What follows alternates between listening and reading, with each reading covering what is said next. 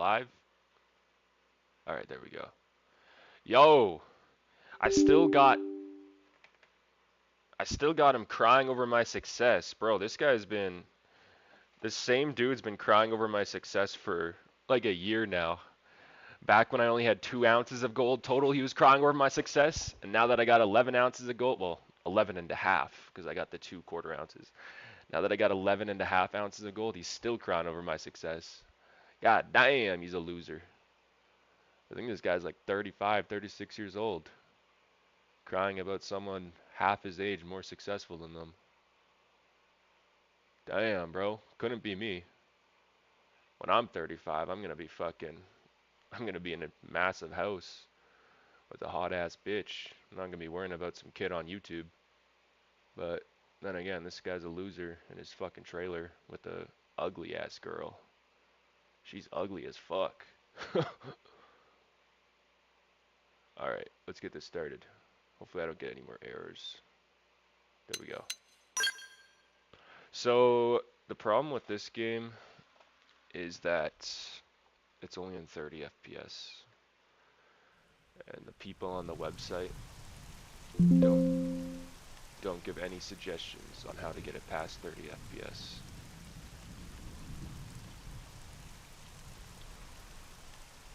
DRAM size? Can I increase that? Hold on, let me put that to 8.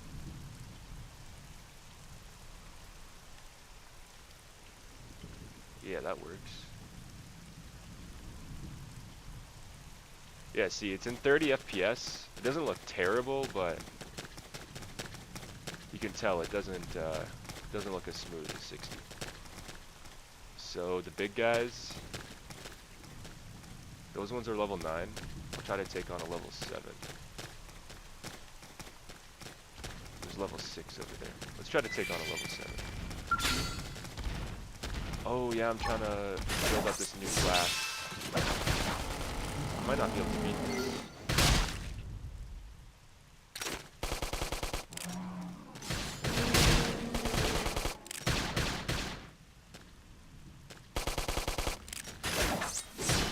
Because I only have my fucking abilities that give me blade attacks. These abilities kind of suck. I'm definitely gonna lose this.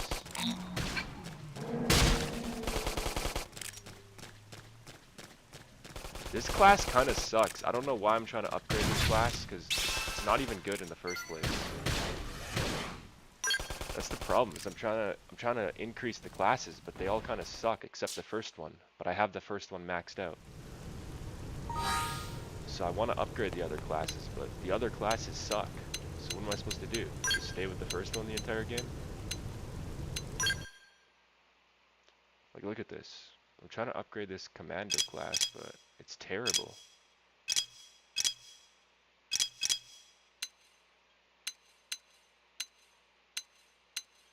I got the first one maxed out.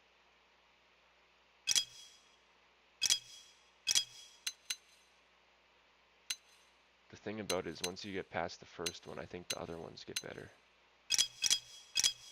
Restores HP when landing melee attacks.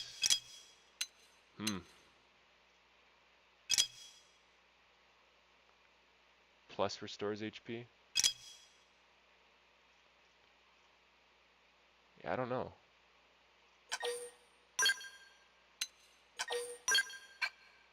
I don't like this game's class system. The classes are kind of ass.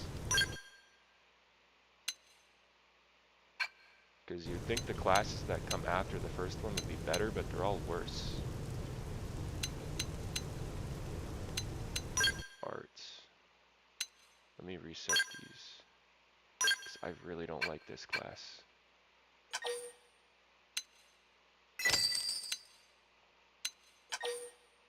Yeah, reset that.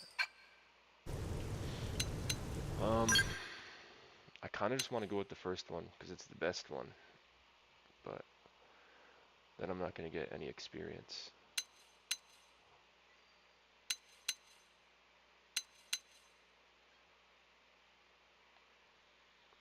What game is this? This is Xenoblade Chronicles X. It's like a 10-year-old game. It's pretty old.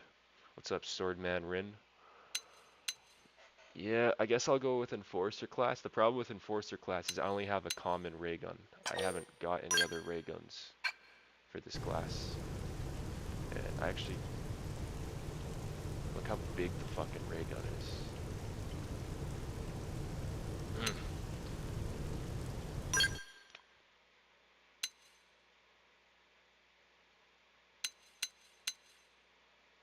Oh no. Oh no, man.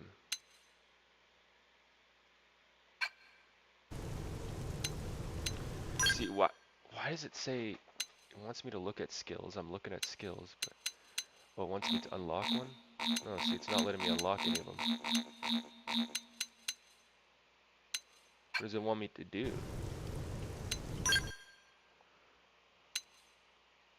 Oh, I have multiple arts in this class, ray gun arts.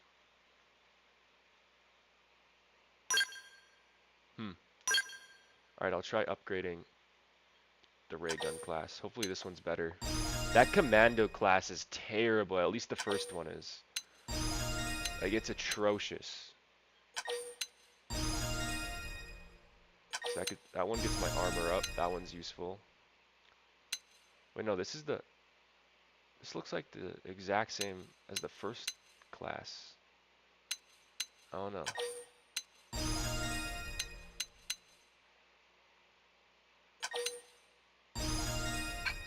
I don't really like blades as much in this game either. The guns are much better than the blades. The blades are supposed to deal more damage when you're up close, but they always seem to miss. Anytime I use a blade, it always seems to miss. I much prefer the guns. And you can jump insanely high in this game. Probably lower gravity on this world. Okay, let's try out the ray gun class. What the fuck?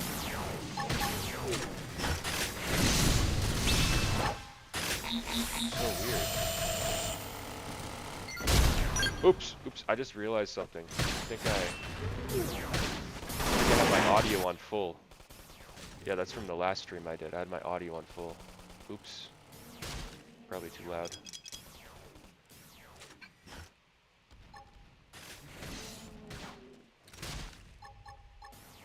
Even this thing's putting up a fight. This game's just kind of hard. I mean, it's easy because it just requires leveling up. But if you're low level, you don't win against anything. Look, I just died. Just like that. That thing was a level 6. Oh, at least I got revived. That could have been bad. But it's crazy. This game should not be this hard. Wow.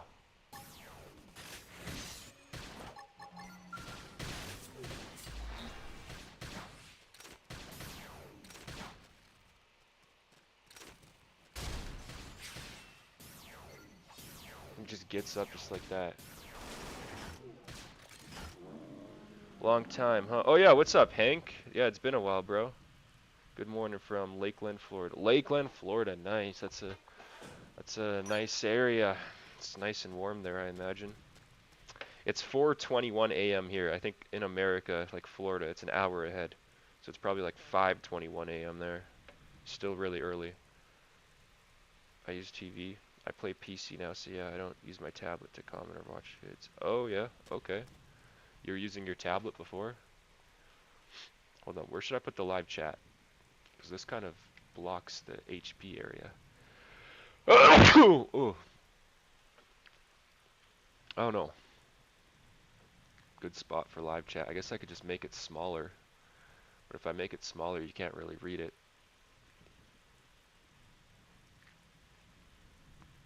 Like that. Ooh. Now you should at least be able to see. It's so good, you can get it in Steam. Do you know Ultra Kill, by the way? No, I don't. It's 6:21 a.m. Oh, you're 2 hours ahead in Florida. Okay.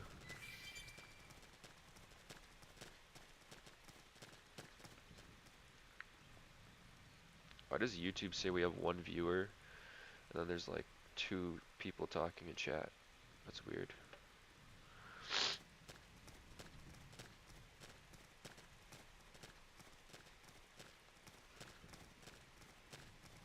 Okay. Those things are so tough. I hate those things. I feel like I'm not playing the game right, because this game is insanely hard. It should not be this hard. Oh, yeah, get rid of the combat knife for the legendary combat knife. What about... Yeah, see, I don't have any ray guns.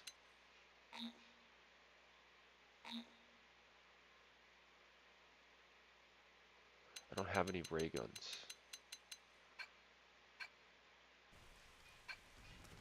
Why the fuck is this game so hard? Like, if I fight that thing, I'm dead. I have no chance of winning. It's kind of bullshit.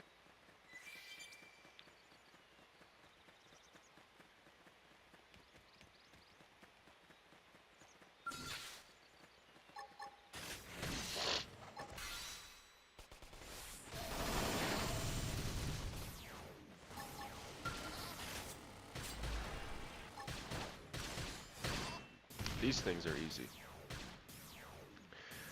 22 hours in Ultra Kill. Oh yeah, nice.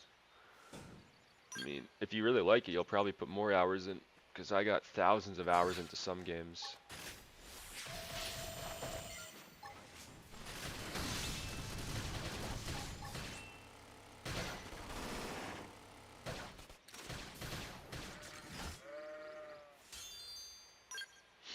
Yeah, this game's old now. This game came out 10 years ago. On the Wii U. This game came out for the Wii U. As level 6, these things are easy. I'm destroying it as a level 6.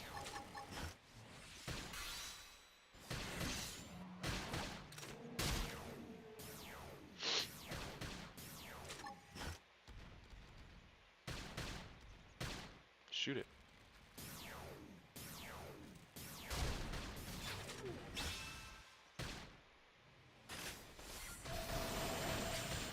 Wow. Get him.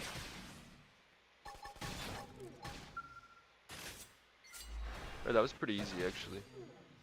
This guy was level 6, though. Now, melee attacks.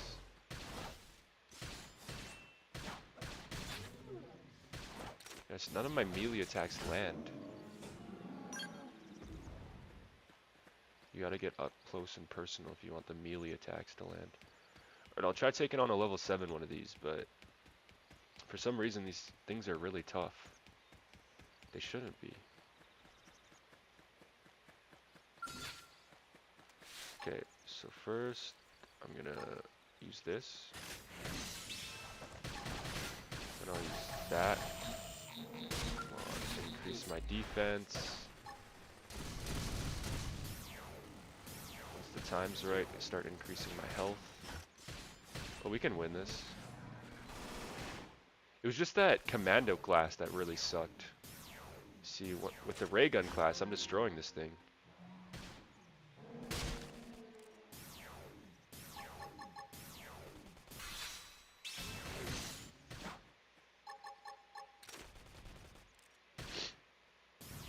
I haven't even taken any damage.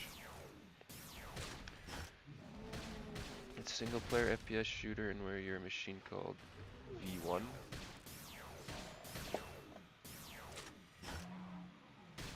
Takes a lot of skill. Okay. Yeah, I never heard of it.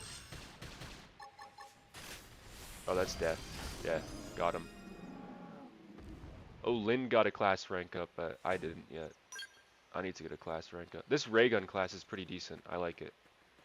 Much better than that commando class. That commando class sucked.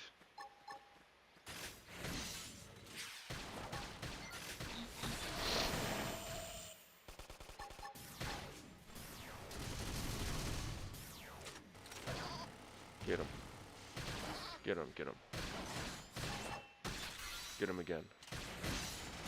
Oh yeah.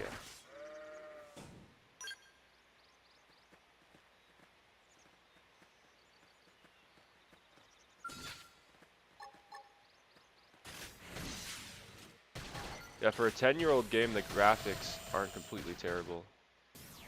They definitely look dated, though.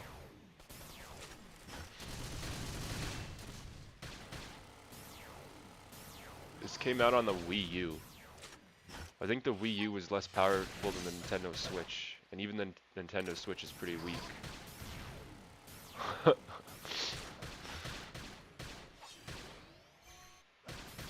I am upscaling it. I'm on an emulator, so I am upscaling it. Hey, I got a class rank up and a level up.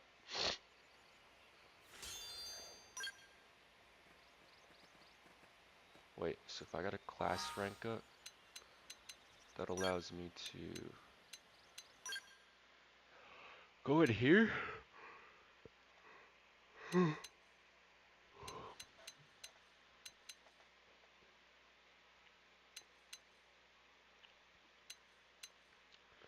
So I can't upgrade any of those right now.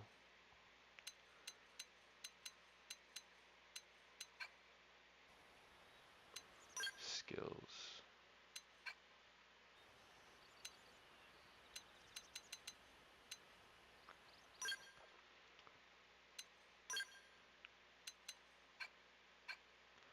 I'm level 8 now.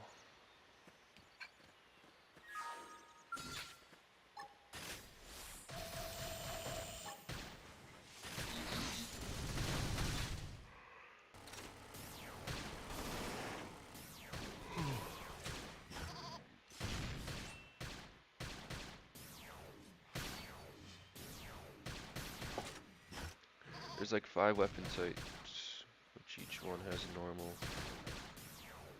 Oh, it has different variants, like Fortnite then?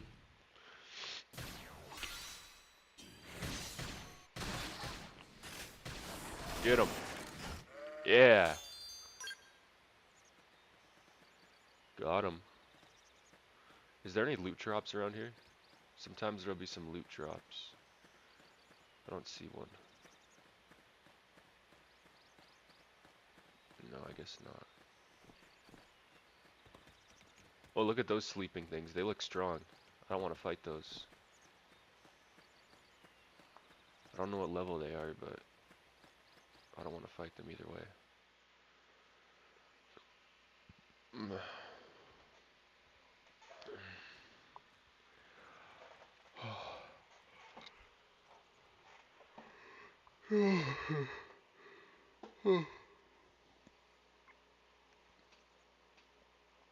What the hell happened here? Where's the voice acting?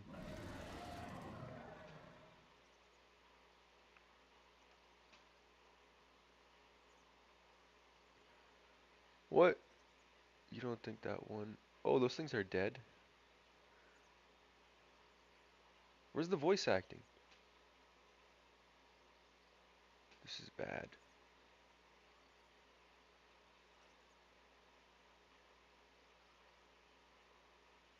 Oh wait, oh no. I know why there's no voice acting. I think I turned the audio off. Uh-oh. Huh? But it looks like any other Cinecula. Oh no! On the food chain, they were typical Cinecula, right? Think about it. Okay. Usually we'd find one Simia standing over 3 or 4. But here the tables have turned. I don't see a single trace of any other. Okay. The only explanation that Cinecula is a tyrant. Let me check the Blade report database. If there's a tyrant this close to the city, someone must have run across it. Bingo. There's a couple of segments further out. They could have followed the Blade that spotted it back towards New LA or come here to feed. Or who knows what. Oh, we're gonna have to take it out? That's crazy. I can't believe there's a tyrant right on our doorstep and HQ isn't doing a thing about it. Well, don't forget why they sent us here. Okay, so we're gonna have to take this giant thing out.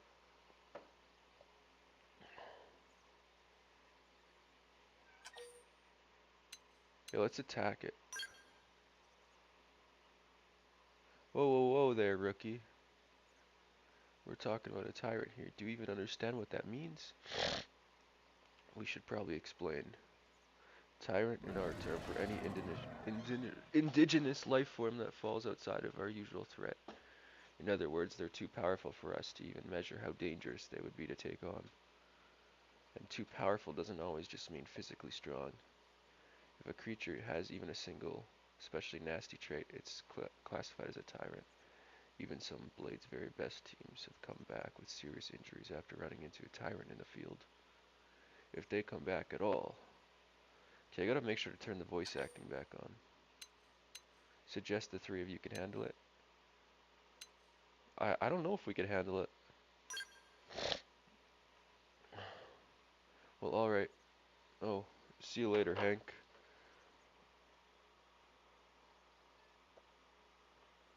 I don't know.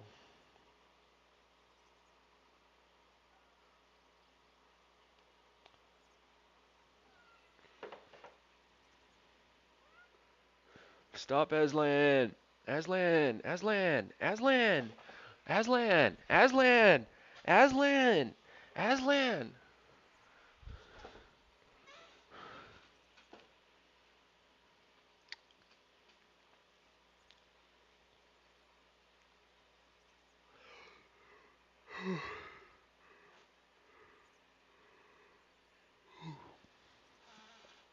Oh, just make sure you're ready before we attack it? Okay.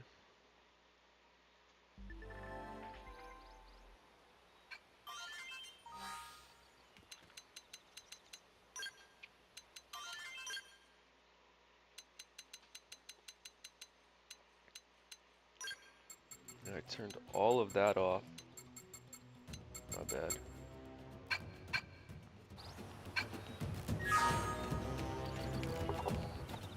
Battle points?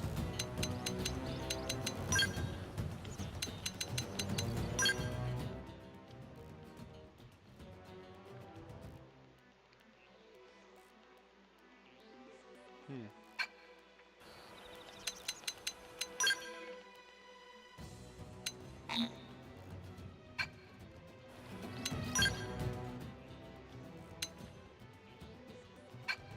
Okay.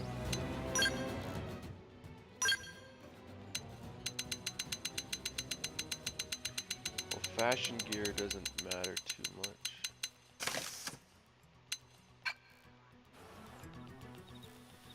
What the hell? What the hell is that?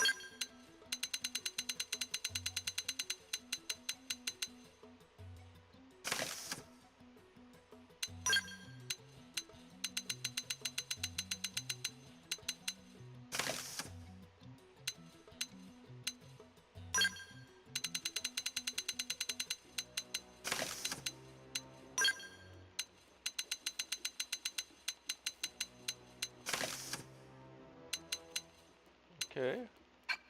Alright then.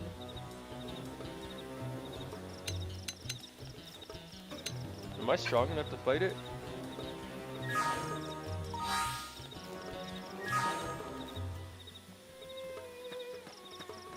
What level is it?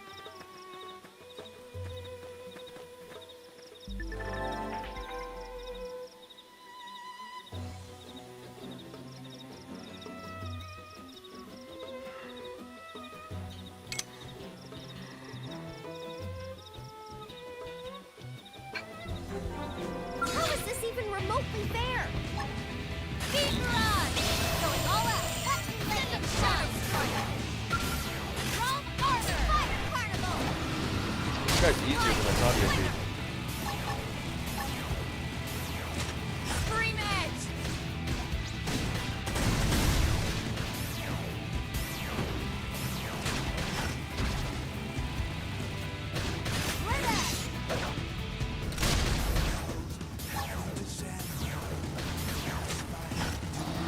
Upper hand! Drum armor! Slide! Speed run! Shadow strike! Pendant destroyed! Move in and strike! Oh, he's only level 5. I'm level 8. No wonder I'm destroying him. Aim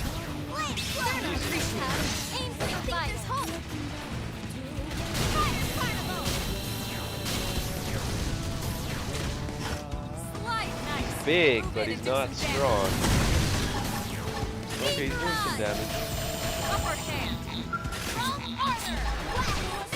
Recuperate. Heal up a little. Shadow strike. Shock ice.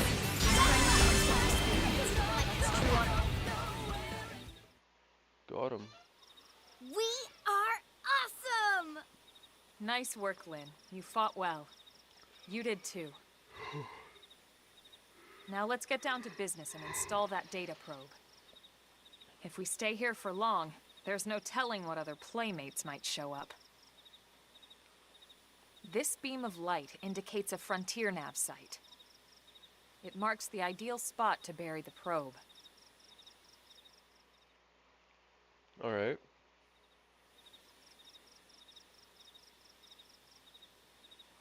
Okay, the probe should be ready for insertion. I'll just boot it up. Thanks, Lynn.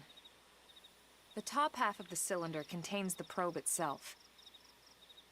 The bottom half is a laser. It dissolves the soil so the probe can burrow to the proper depth. We tried just planting them on the surface at first, but we kept running into problems with the local wildlife damaging the goods. Burying them is going to save us all a lot of time and headaches in the long run. We all set? Yes, ma'am. Whenever you're ready. Why don't you do the honors? You can launch it right from your comm device. Give it a try.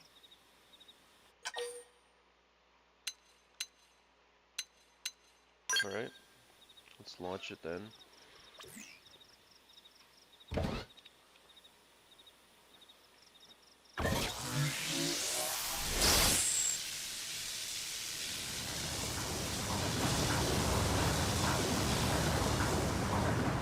Good. Now we just need to give it a minute to reach the target depth.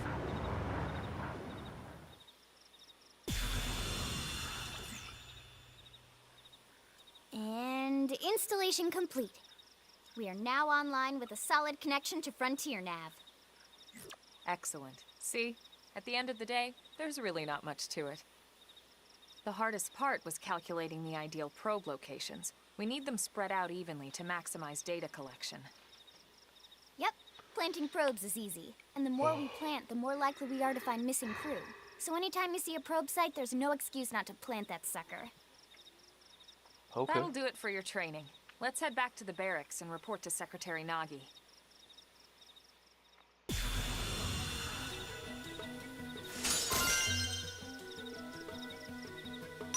Got a worn survival glove.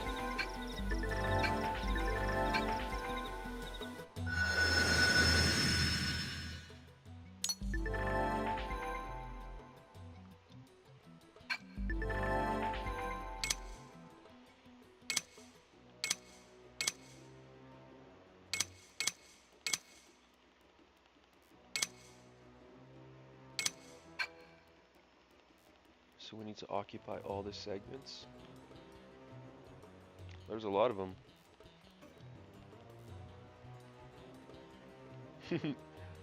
Wow.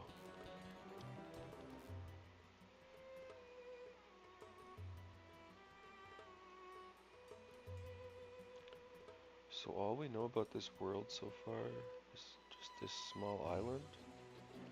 There's no way the entire world is just this island.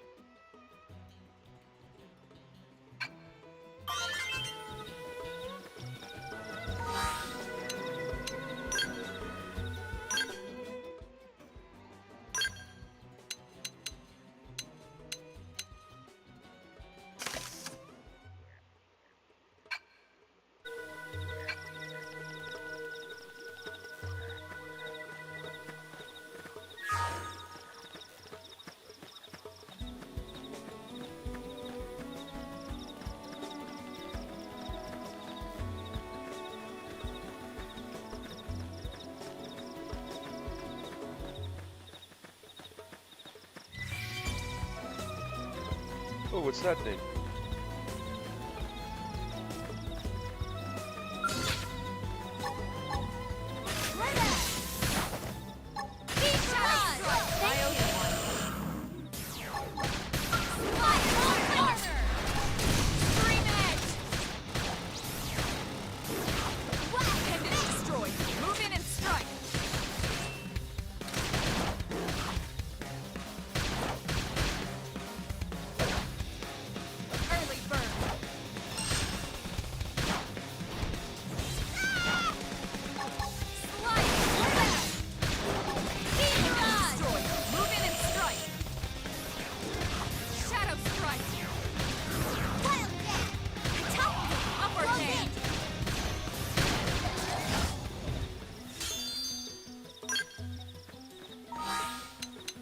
try that out.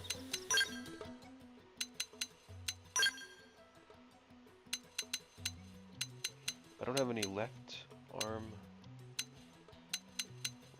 ones. I got 2 right arm ones.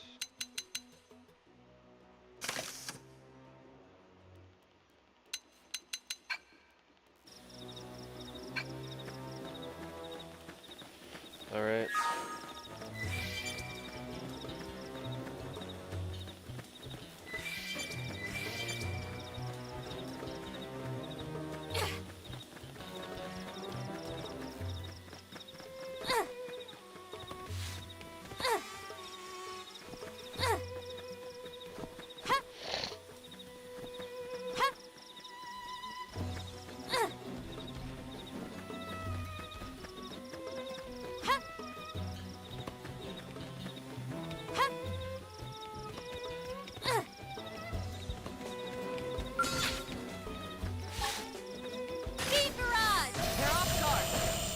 With a melee attack. I'll make him stumble. Fire Carnival! Style harder! Hey, lay off! I feel great! So what Alice staggered me. He didn't even do that much damage on that one. I'm level 8 now. That did something. I'll try tackling it with gunfire. Got him. Lay down some cover fire.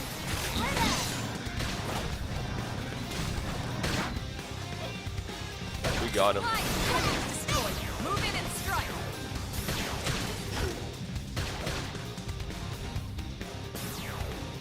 Trash tough. Touch me up. Side Fire slash. Carnival. I figured you'd win. Nice work.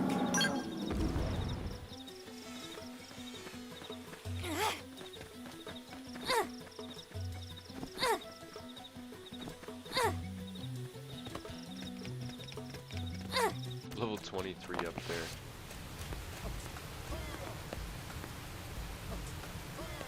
Yeah, I would not want to fight that thing.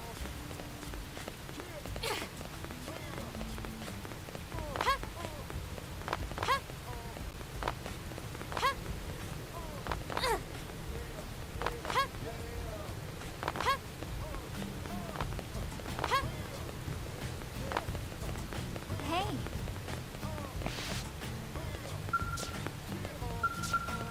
Yes?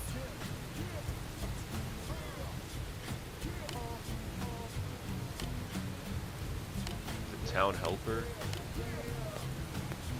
Alright.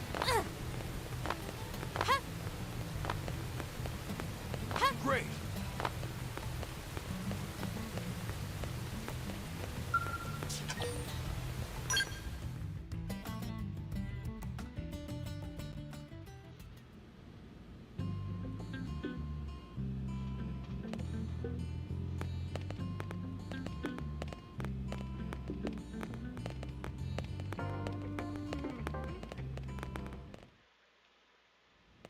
Commander Vandam. Well, now, look what the cat dragged in. Sorry we missed you last time. We could have come to meet you at HQ, you know. Indeed. I suggested as much. Twice. And we know how much I enjoy being told what to do. Anyway, I hear you tangled with a tyrant, way out of your league, on a training mission, no less. That was reckless, and goddamn magnificent. It was only level 5. It was not out of our league. Got some money, got some experience. Okay.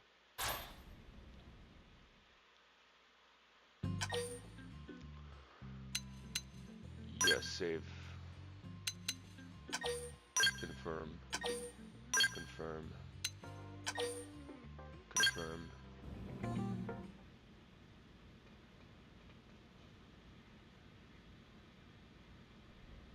So, Commander, to what do we owe the pleasure of your visit here today? Well, I can't just ask Nagi to do everything for me. I'd be out of a job. Hey, I delivered you the new recruit, didn't I? Yeah, you won the bet. Don't worry about it, all right? I'll settle up with you later. You know I'm good for it. The bet? I'm sure I'm needed elsewhere. If you'll all excuse me, Commander.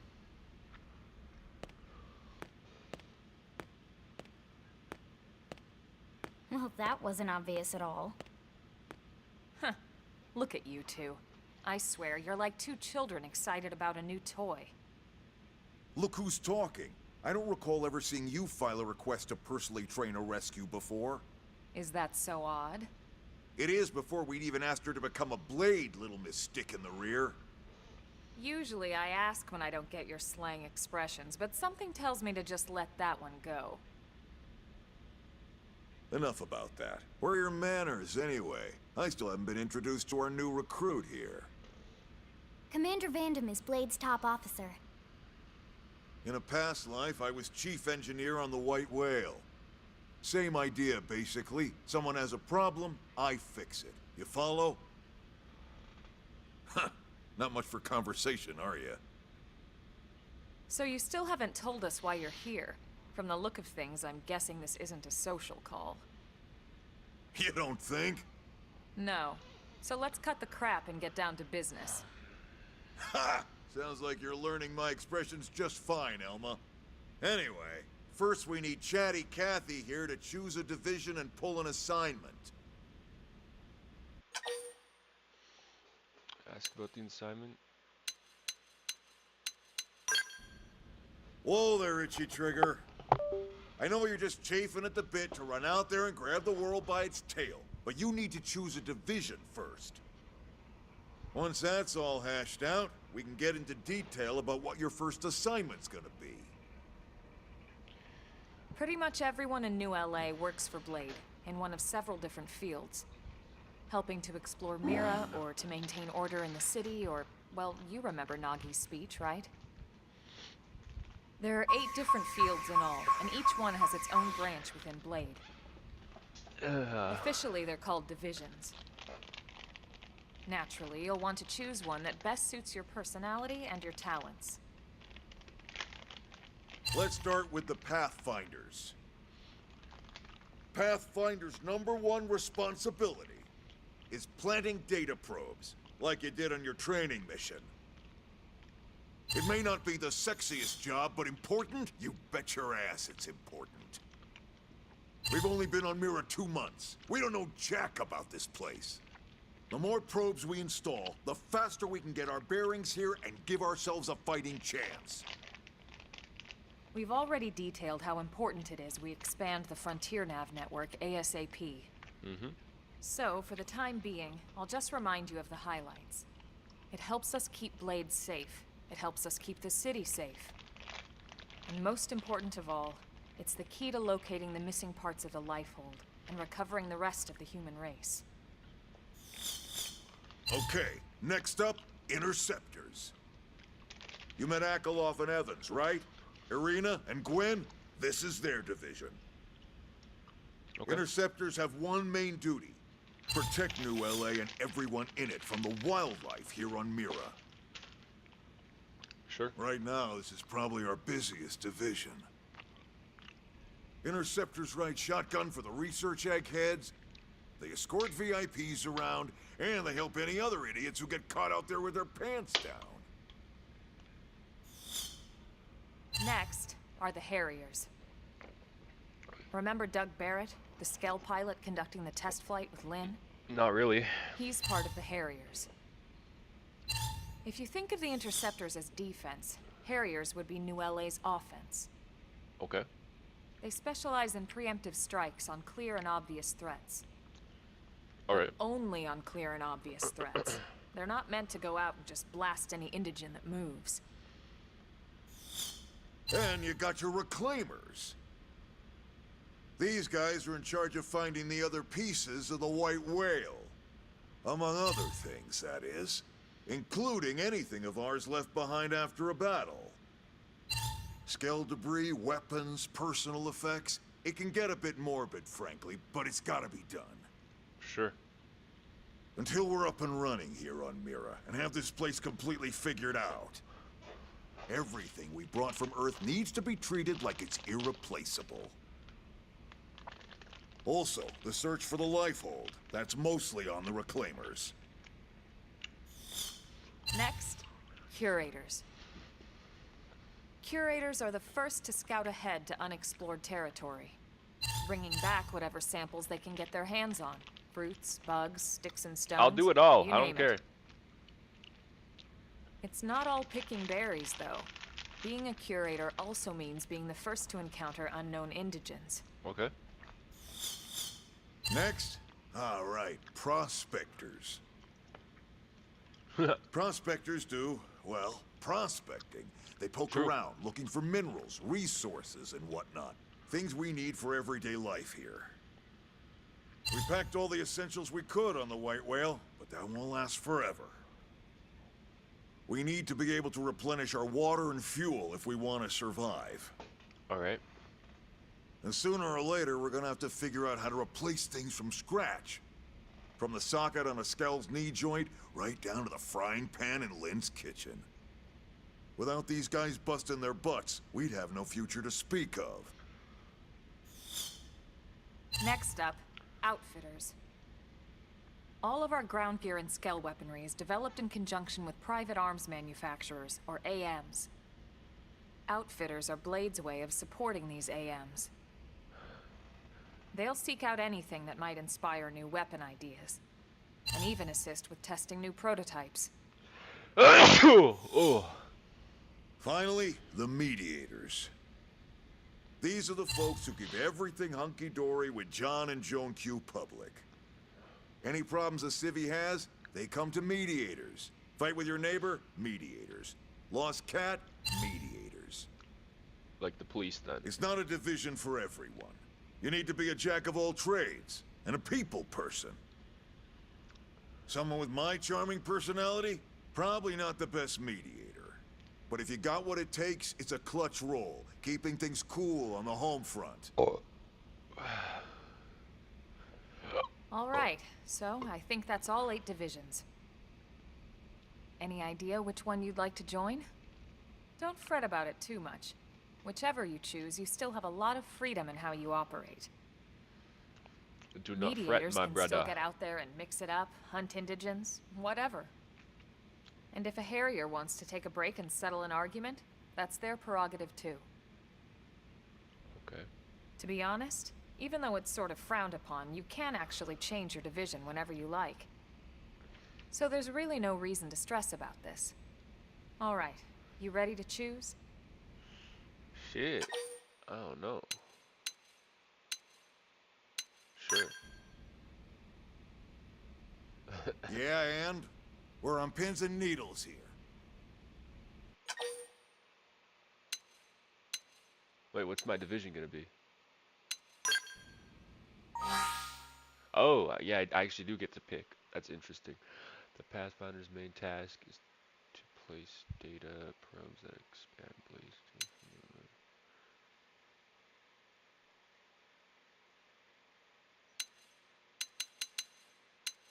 Oh no, Prospector sounds interesting.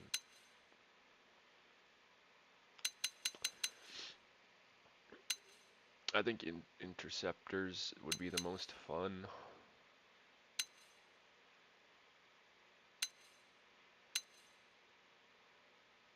I'm gonna be a Prospector. Then it's settled?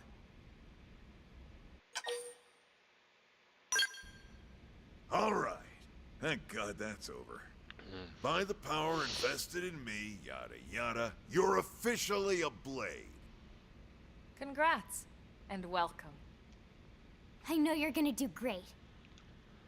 Yay.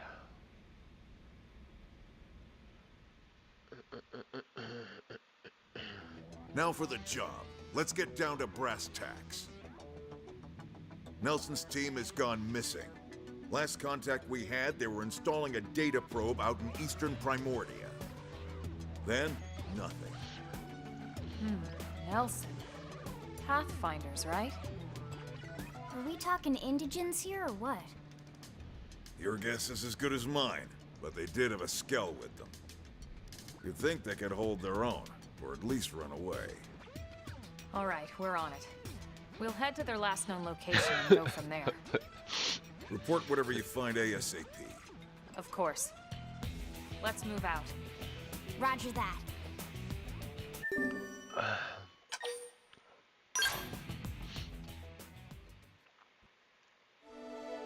Chapter 3, Builders of a Legacy.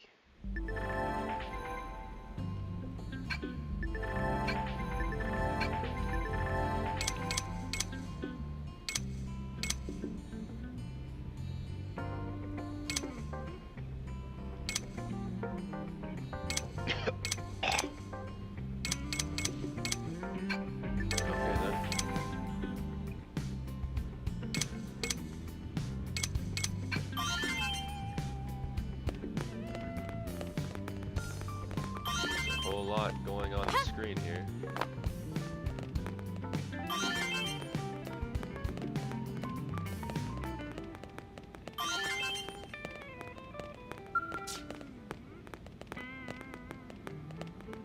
Mr. Beast 6000.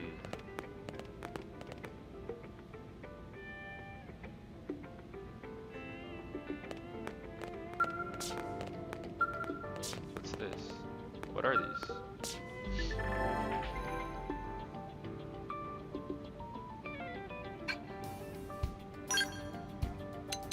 You can display hollow figures. Alright. I don't got any. Jesus, how big is this game? This is gonna be a long ass game.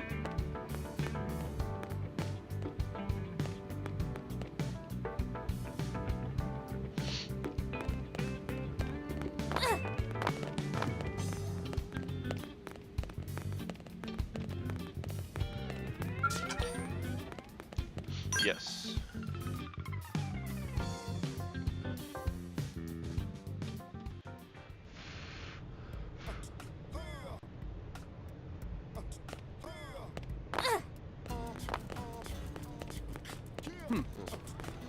Yeah.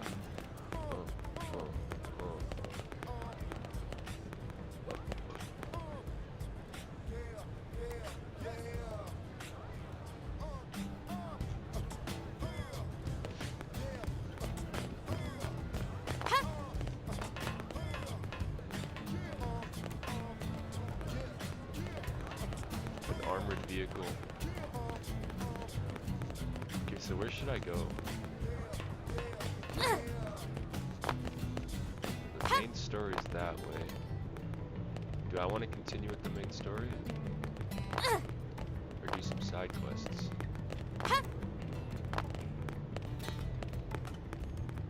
Hey, now what?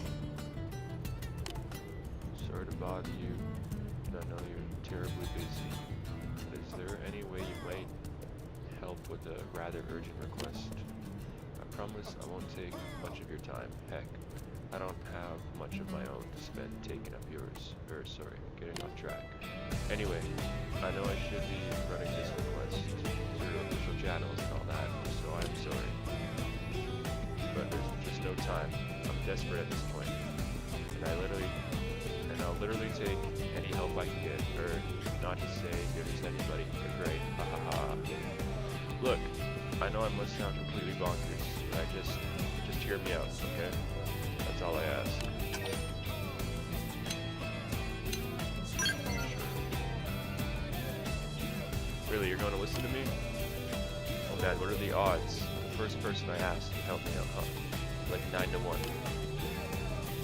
I'm shy, you see, and I'd about worked myself into a panic thinking I'd have to keep approaching strangers. What with the staring and the awkwardness, and yes, so I need you to deliver some supplies to a blade team in the field. I'm a mechanic, you see, specializing in skells. I tend to head up a lot of important projects. Sorry, did that sound braggy? Anyway, I just got a call from the team. That's always been really nice to me. They asked me to bring them supplies so they could do a field repair of their skells. Apparently something called a whimsical Duago attacked them after they left on a mission, and now they're stranded out there. I pride myself on customer service, but me wandering around outside the city is just, no, bad idea. Bad idea. Especially with the whimsical Duago that broke their skull still kicking around. Much as I wanted help, I'm just a mechanic. There's only so much I can do. But on the other hand, the thought of those poor skulls lying there all beat up just broke my heart. So I gathered some adventure stuff and left town, but then kind of panicked about what to do next. The only sane plan I could come up with was asking someone else for help, and then you came along. It's like magic, only not. Anyway, I know I should post this to Mission Control.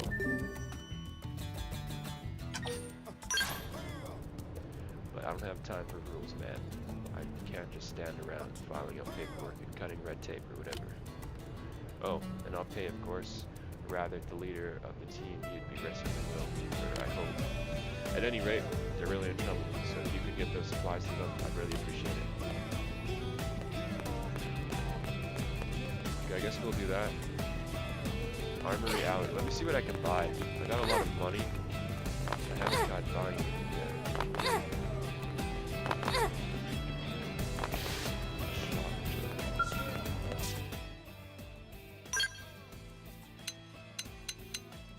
Ray guns, yeah. Let's see. So I can get a new ray gun. What's the best one? This one?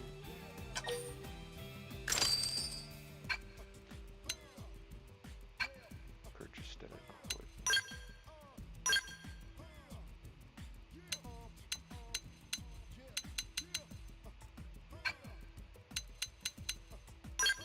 Bunch of garbage for armor.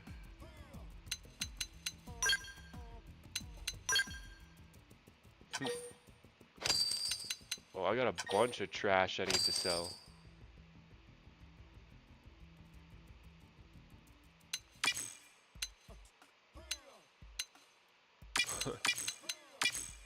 Sell all junk. Sell. I'm not going through all this. It's too much to go through.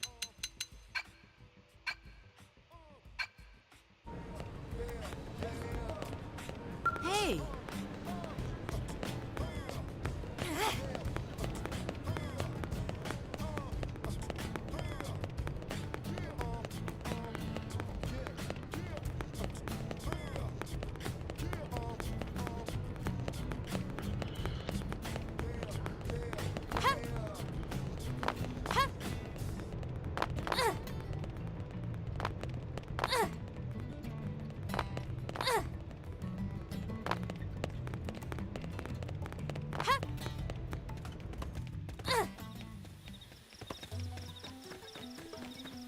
Try out my new ray gun real quick. Speed barrage! Fire carnival! Shadow Not bad. Side splash! Trash tug! Still force! Lay off! Shoot him. Sliding! Plan of reinforcements! Watch out! There we go. Oh, what else staggered me? Scream edge! Armor! Recuperate! Shit. Fighting 2 at once. Oh shit! More of them joined the battle. You should be doing better. I should heal up first. Speed barrage! We can win this. I like you.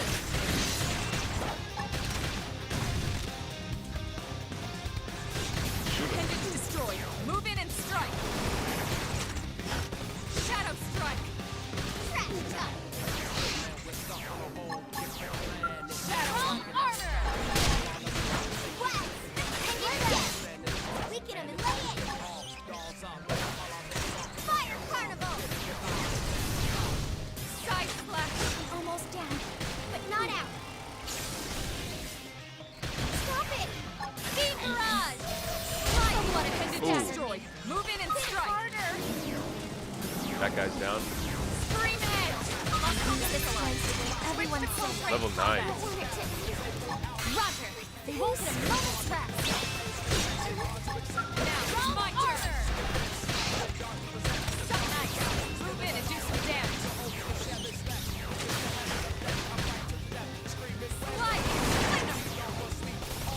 She's down. How do I revive her? I guess I can. Use an aura. Get control of the battle. Oh well. Primer. Nice. Move in and do some damage. Right. He got it. Let's move.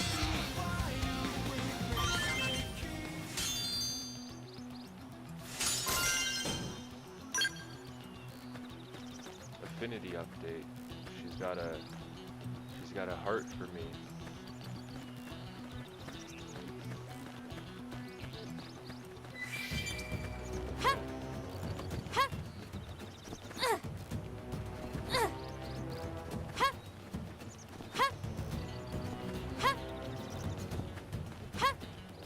Level 7. I'm level 9 now. I should be able to beat this thing easily. Let's see. Beam barrage! Going all out! Let's send them flying! Watch me run Strike. Fire! Fire! Rolling armor! Now, melee attack. So what if you staggered me? Recuperate! Early bird. Yes! Hit him again for me! Come on, we got him. Hope you're ready for this! Show me! Now close the gap! Slide. Shadow strike. They're tough. Touch me up. Tough! Let's go. Hanging down! Weaken him and lay in! Iron prison! That stretch attack is so What if you weird. staggered me? He just stretches all the way up, doubles his size, and then slams himself down. Primer. He does a lot of damage too. Freeze down. Nice work. Art acquired repair. Nice, I got a class rank up. Let me see. Here. What's my equipment? I'll need to check that out in a minute. What's this one right here? Recovers the target's HP by 5%. Oh. Okay. That's useful. Yeah. Yeah, let's go.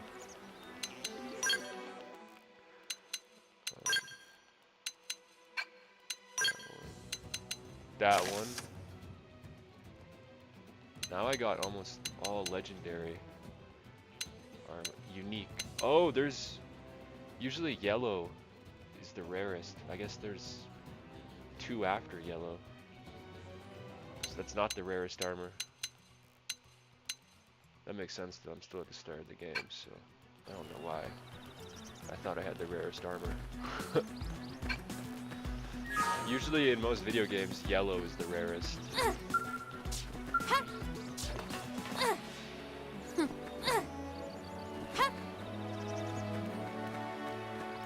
A level 6 little guy right here. Beam barrage! Shadow Incredible! Doesn't even stand a chance. Slide. Wow! Destroyed. Move in and strike.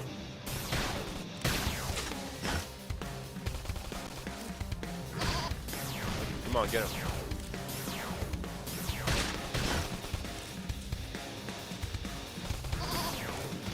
Hang it down! We can only beam barrage! Oh, Wow! Slide. Iron prison! Now, melee attacks. Shadow strike. these guys are so easy. Strong armor! Fire punch! Use an aura. Get control for battle. Prepare! I'm brave! Let me at him! Beam barrage! Move in and keep them in the cover.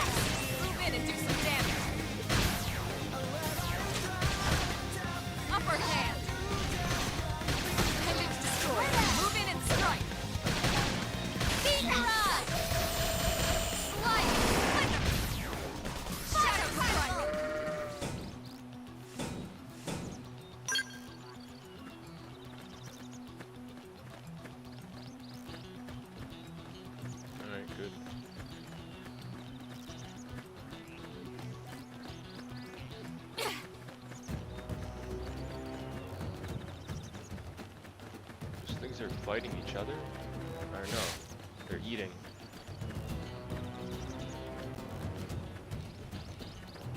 Incoming enemies. So we gotta fight them both. They're off guard. Stagger them I'll with make use you an aura. Big garage.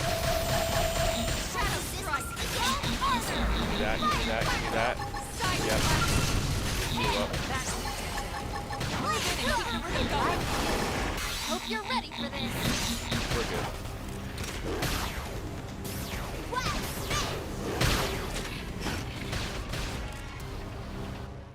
Sorry, I can't seem to get fired up.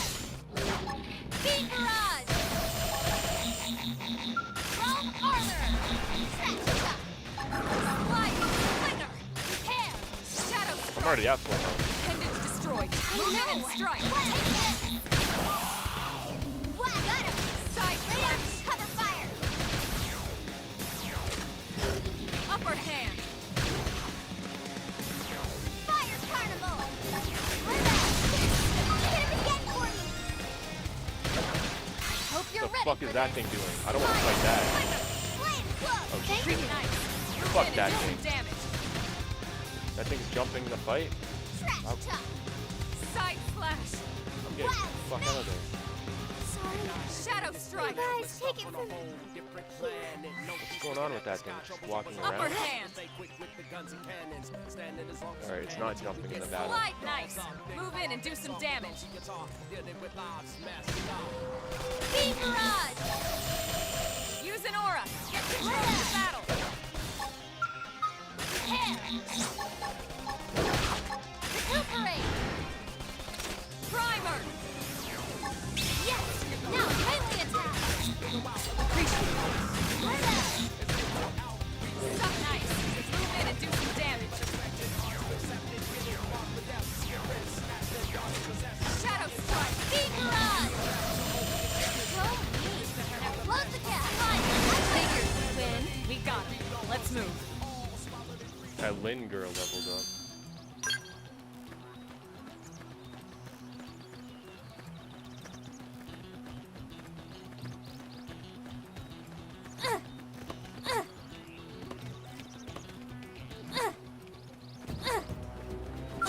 They've seen us. Big garage. Going all out. Now it's Watch wild turn. us. Hit him again for me. I just had an idea for content. Side slash. Slide. Yeah, I should do that. Recuperate. Hold on, I got a strategy. After this battle, I'm gonna try something on YouTube. Move in and strike. I know. Take this. I don't know why people watch that shit, but I just had an idea. Trash chuck. Repair. Shadow strike. I'm in trouble. Heal me. Side slash. Don't worry. I've got your back. Appreciated. Slide nice. Move in and do some damage. Shadow runner.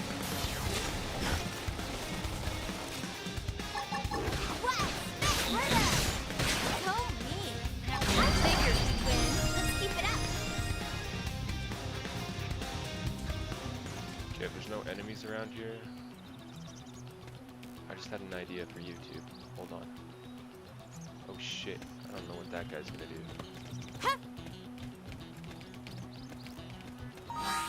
I'm just gonna save real quick, just in case I get attacked while I'm trying this out. Okay, let me try something.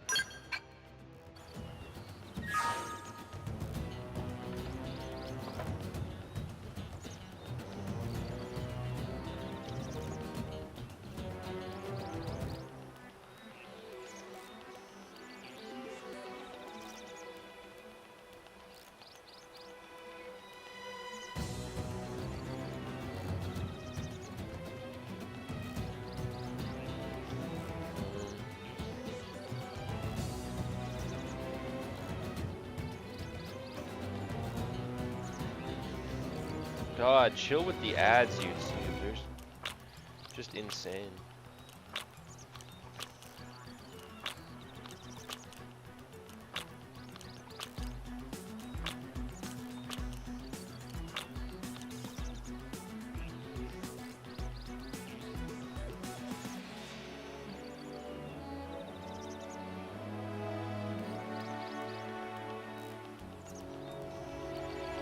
Oh my god.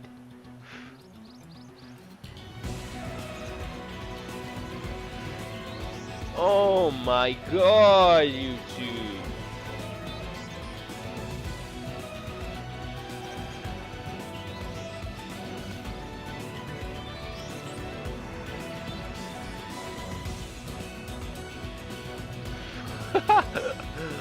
You could just fucking scroll the YouTube homepage and cost advertisers millions of dollars with how many ads YouTube just spams. God damn!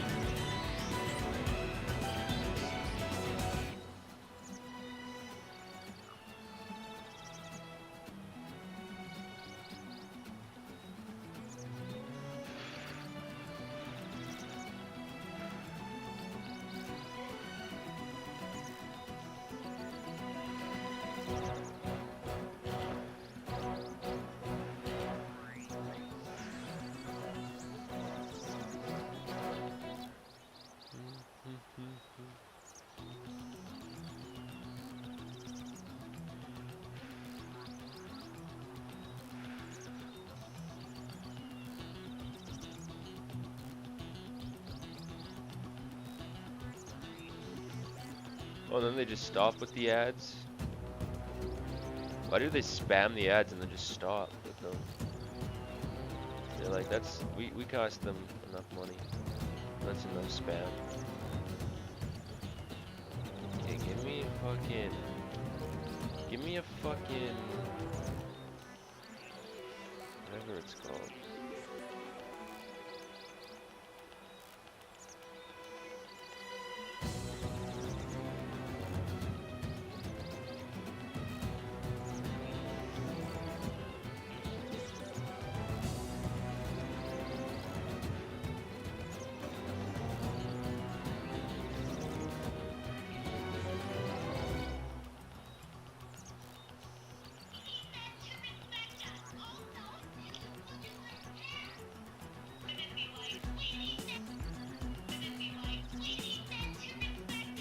Stop.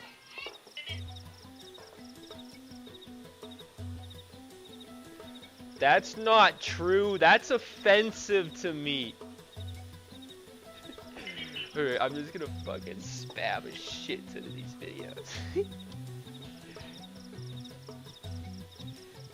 Stop, Aslan. Stop, Aslan. Trying to fucking spam videos. Okay, give me more fucking.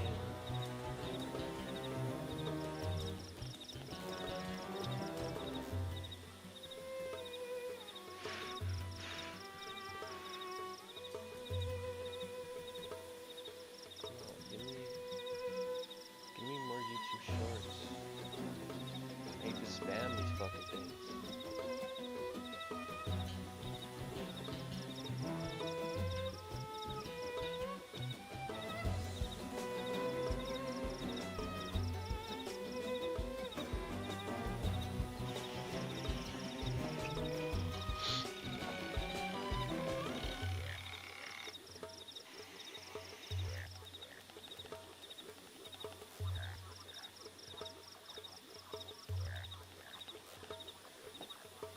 Don't be messing with that copper. That's for poor people.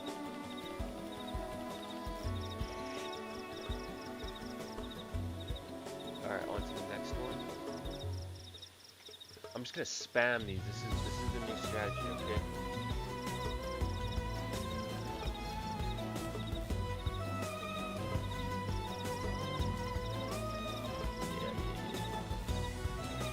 I don't know how the fuck YouTube allows this and encourages it, but I'll just go with it.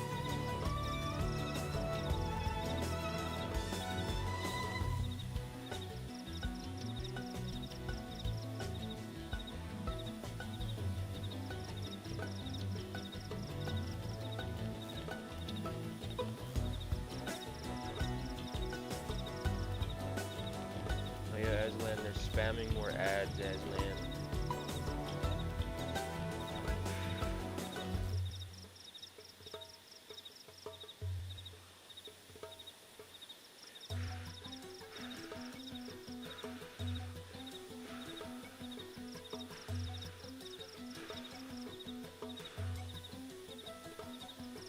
YouTube doesn't give as many YouTube shorts as they used to.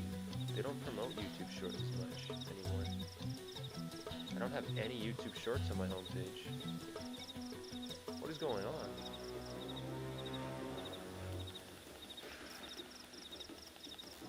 Huh. Yeah, they probably weren't making as much money off YouTube shorts, so they stopped doing that.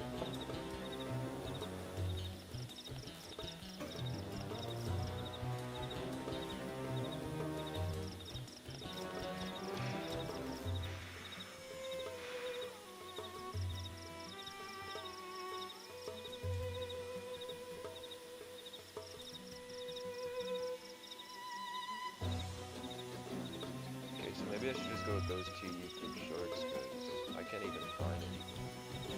YouTube doesn't promote shorts anymore.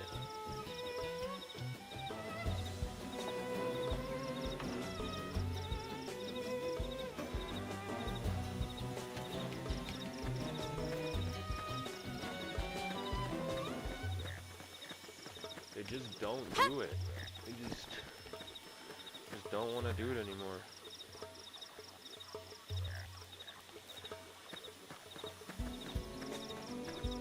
Oh, look at that big ass thing in the distance.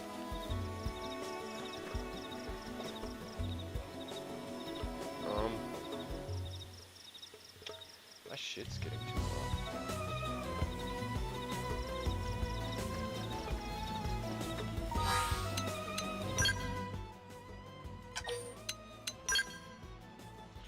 I wanna see. I'm gonna do 2 live streams at once.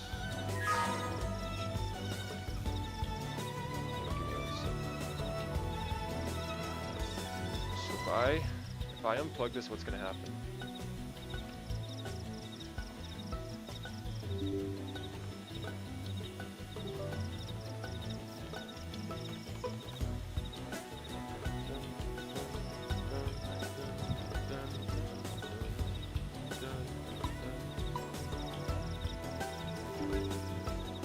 Yeah, it needs to resize everything.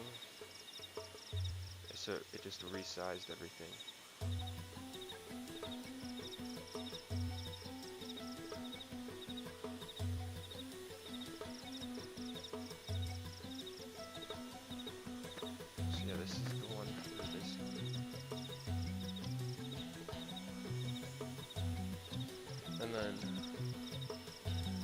The PS5 and I'm gonna do 2 live streams at once on this channel.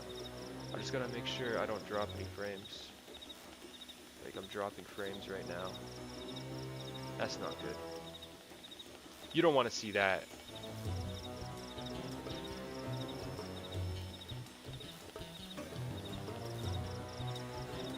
That's not what I want to see.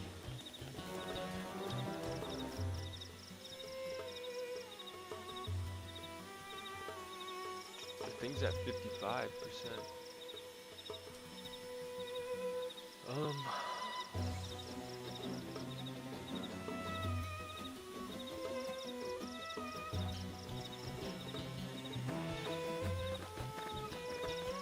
Alright, I'm gonna do it. I'm gonna try 2 live streams at once.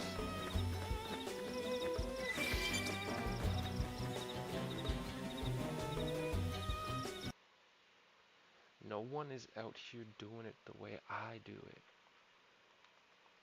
Okay, this one. That one, that one. Yeah, close this. Hold on, I gotta log into my King Blacy account on my PS5. Let me try this real quick.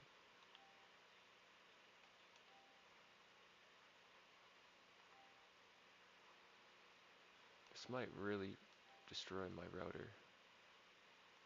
Probably not the smartest idea to do this.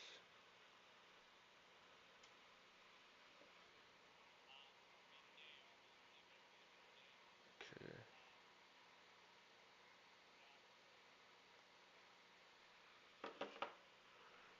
Now, let me try to sign in.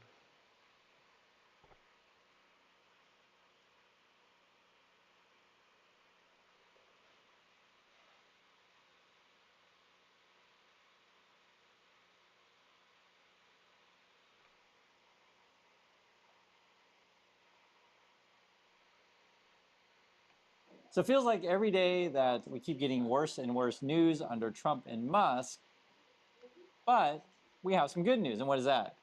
You can rent a chicken Yeah, so if you're feeling down, rent a chicken. in your backyard.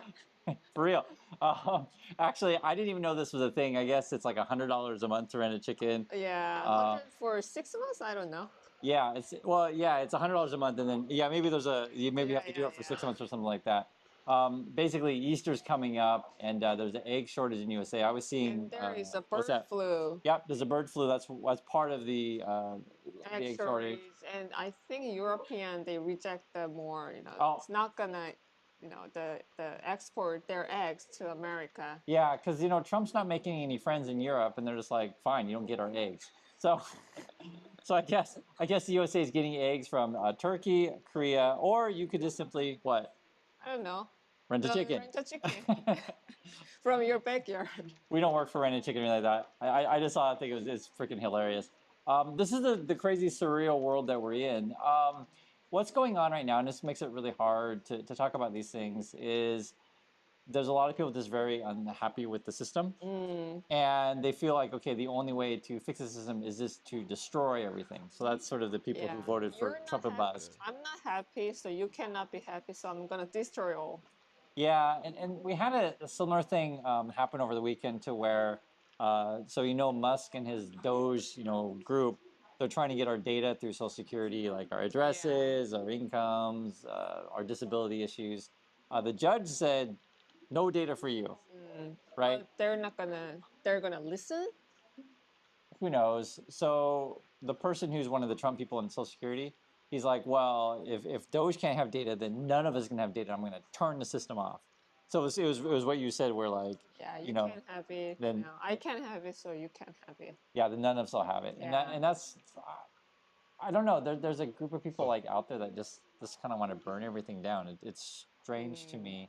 I'll give you an example. So the IRS. So Trump and Musk, they're saying, hey, we want to fire people in the IRS. Who needs tax collection, I guess. That came out in the Washington Post today. They're Sure, I'll predicting use that one. they're going to collect 10% less in taxes this year. Oh, so they're easier to Two- cheat, Two probably. streams at Right, because you have once. less people Okay. to check, right? And so, like, that's something that people aren't talking about See if enough. that one's going It's kind of a now. reality if you want to run the system for any number Oh, of things, yeah. right? You And, need to Alright, collect I got them money. both going now. And plus, they fired a bunch of people.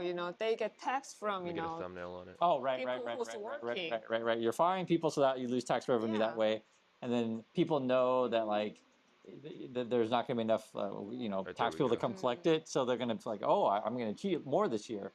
The people who are more likely to do the cheating stuff are going to be like, it's just frankly the wealthier people or business people because they kind of know how to play the system. Yeah, but they cut the tax of the wealthy people, right? Oh, right. So you have that. And So you have that. people. Yeah. So you have lower taxes and cut taxes for wealthy people. Plus, they're more likely to know how to cheat the system. To be perfectly frank, they can hide money in Yeah. Jamaica or hide money in Ireland or any of that kind of thing. So you have that. Everything that we got going on is they just announced they want to cut. This is Trump and Musk. They want to cut 10% of the SEC. What is SEC? So that's the Securities and Exchange. I think it's Exchange. I'm pretty sure. Securities Exchange Commission. They handle like the stock market. Oh. So cut regulations on the stock market, so you're gonna have more basically rich people gaming the system is how we call yeah, it. so they can hide your money there more Hide your money, insider trading, and right? no tax. That kind of stuff. Yeah, that kind Yeah. of stuff. So it actually is not great Wait a for minute. our system because the more people you cut, the easier it is for people to cheat the system. You collect less money and more services that people need get cut.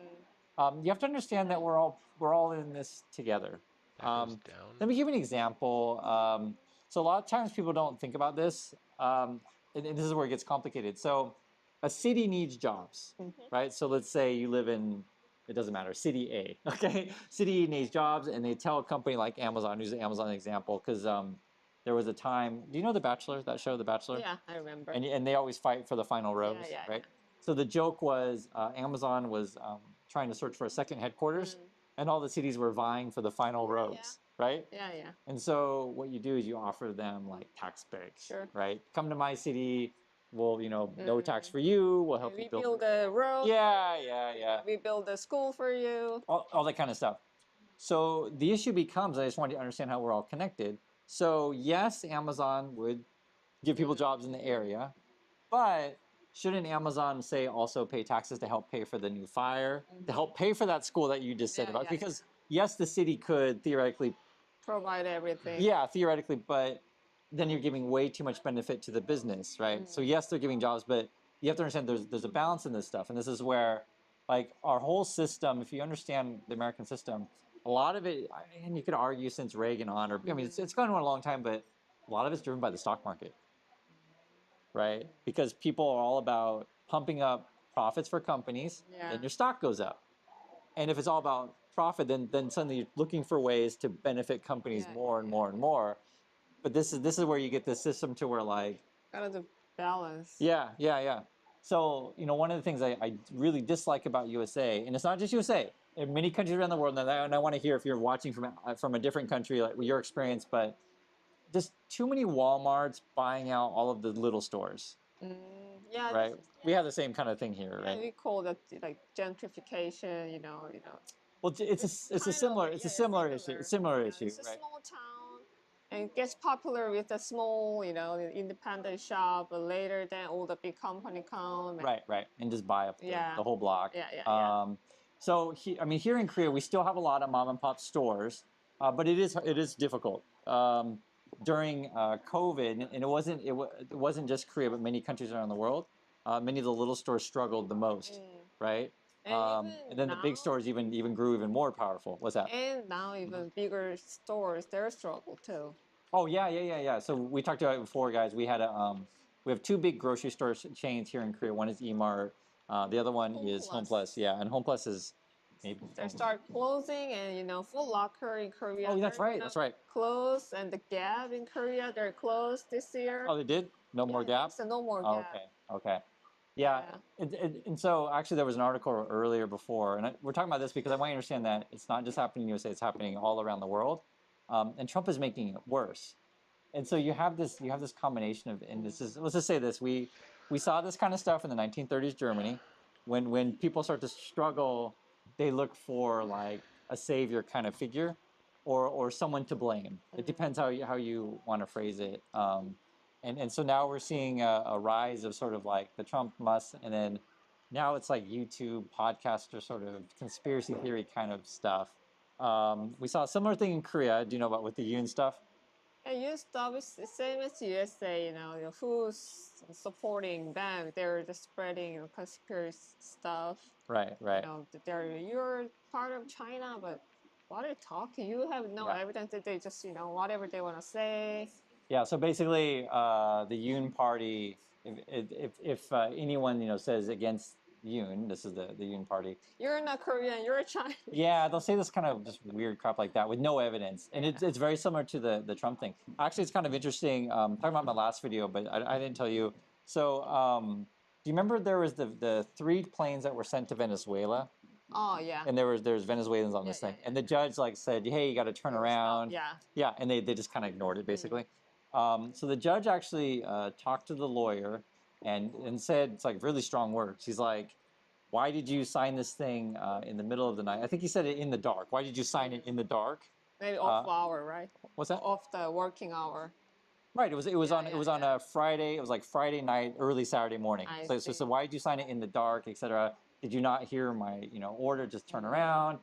The lawyer kind of just basically danced around because like if you ignore a judge, you're gonna just get lose your license, etc. Ultimately, then what's going on right now is very interesting. Is that they even asked Trump like, did you sign this thing? Trump in front of the reporter said, no, I didn't sign said thing. I don't even know other people did it. And then the White House, like his staff said, no, he actually did sign it. And literally we have the his signature. Like they basically just lie. He just lied. Either he's stupid or he lies. Who knows? And so like that's the kind of environment that we're in. And so how do we deal with this stuff? And it's really a challenge. What's that? We are not even USA. We are in Korea. But Oh shit. they already hurt our family. My sister lose Oh, VOA job. right. And she said, you know, her colleague is in Washington D.C., right? Yeah. And you know, the day they said close the VOA, Mhm. their colleague going to work, and there is a like police line Yeah. in front of the door, You and couldn't get in. yeah, and the police there to stop them. Yeah. So just imagine that, guys. Like you're going on your way to work, and you get there, and there's like you can't get into work. Yeah. You know, and then what they're gonna say is like, oh, you know, you're not allowed in. Imagine just gonna, so one, you're shocked that you can't get into work, but also imagine if you have personal stuff in there. Sure. Any number of things that's like my office. I need to get my stuff or whatever. It's a really, really awkward situation. But the numbers that was given by NBC, 27% of Americans either themselves have been affected by or hurt, that's a better way to say it, hurt by Musk and Trump, or know someone has been hurt by Musk or Trump. I feel like the number should be higher, but I just tell you the numbers what it is. It's 27% right now. Yeah. But this is unfortunately very real. People are getting hurt by this stuff. And then whenever I do video, and I just want to mention, because I tell you about this stuff all the time, the Trump and Musk people, they always say the same stuff. So the first thing they'll say is, oh, well, those trans people are taking over the world. Like is that really an important issue to people? Is like, what are we talking about? And then the other one they always say, oh, but the dark people, illegal immigrants, that kind of stuff. They'll say those two issues. You know, just people look at the other points, you know, not the main issue. It's really a 1930 Germany thing where you're just blaming a particular group of people. It's pretty ridiculous. So this is why it becomes important. Like when I mentioned before, here we're having an economic slowdown in Korea, mentioning the different stores, etc. You have to understand what's going on is that, again, you're having an economic slowdown all around the world, right? I'll give you a simple example. There was a big real estate meltdown in China, right? So basically, real estate just went up forever. And so, like, if it goes up forever, you're just like, well, I want to buy some. Yeah, you know? I want to build some. Yeah, I want to buy some. I want to build some. If everyone seems to be making money, then you're like, well, I'm going to borrow money to buy some, build some, right? Yeah.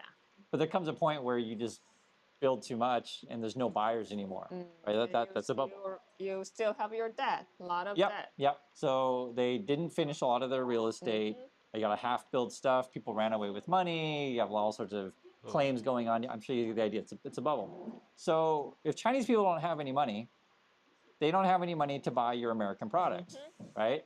If Americans factories don't have any, anyone to sell to, do you think they're going to hire or fire?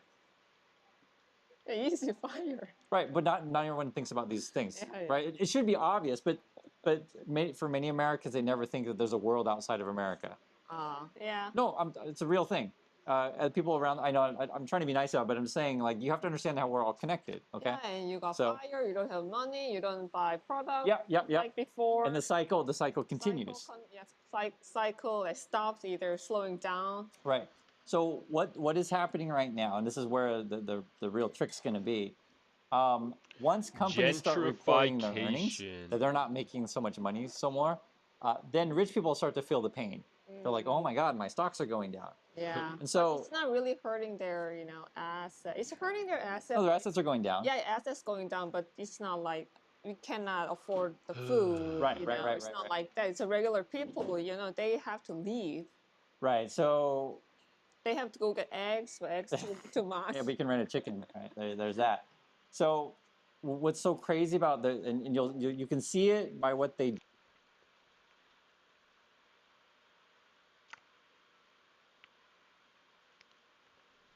I'm going to talk about this today. I'm going to talk about Mark Carney a bit in Canada. So yeah, okay, a little update, little Canada update to the north. What about Canada? So my prediction for a while has been that the Conservative Party under Pierre Poilievre were going to win because Trudeau's numbers were in the dirt. And we've spoken about how the polling is rebounding. Their colors are inverted, but it's like this. Whoa. And then like this. Whoa. And they're like that even. Even as the polling got close, my prediction was still similar to the polling in America that got close, that people were so upset about housing prices and general cost of living in Canada that they would elect Pierre Poilievre. But I did more research into it, and I do want to say I think there's a very, very real shot, perhaps a leading shot, that the new Prime Minister of Canada, Mark Carney, who took over from Trudeau, can win this thing. I think, personally, after looking into him more deeply, I I think he can do it. I think there's a very real shot that my prediction will be wrong on this one and that he can win it. Mostly because he's just doing a really, I think I saw a pretty good poll that wasn't about the election specifically. It had a lot of issues. And the one issue that he was leading the most on was who would be the best Canadian politician to stand up and negotiate with Donald Trump. The one to like handle the situation well. And Mark Carney led by a lot. Like among both parties, he led by a lot. Canadians in general thought of him as the best choice to be their representative in this like increasing aggression from Donald Trump that's going on. This is one of the articles I read that I thought was pretty good. It's a pretty normal thing to do, but it's projects strength. Carney just basically said, listen, you have to stop saying 51st state before we can even begin any talks. He's basically saying, he's like, you know, pretty foot down. We're not going to have any discussion about trade or anything until that is step one. And I think that's pretty reasonable. You know what I'm saying? And I think especially Canadians, that's like what they want to hear. I don't know if I necessarily fault Trudeau for this, but he like definitely kept going when that was still happening. And I think Carney drawing a line there is smart. I think it's a good idea. That being said, so I looked into him as well, and we could watch a little. I started this. I figured I could watch it with you guys. All right, so this is Carney on Jon Stewart. I've heard he's good in this interview. I wanted to see it. This is from, I think, a month or two ago. I think right before he took power. His background, though, is what's interesting to me in that I think I have a bias towards leaders that have an understanding of finance because I think it underpins and is the cause of a lot of things, but is not very well understood. I think many political people who are good at politics have no understanding of it, and it causes them a lot of problems. So I do like that he understands it. I'll give a caveat to that after that. Let's watch a little bit of this interview. I remember you from 2008, and I mean this. Your work in helping Canada get through the economic crisis of 2008, the financial crisis that hit this country terribly, and I thought made a lot of really painful decisions for the people of this country.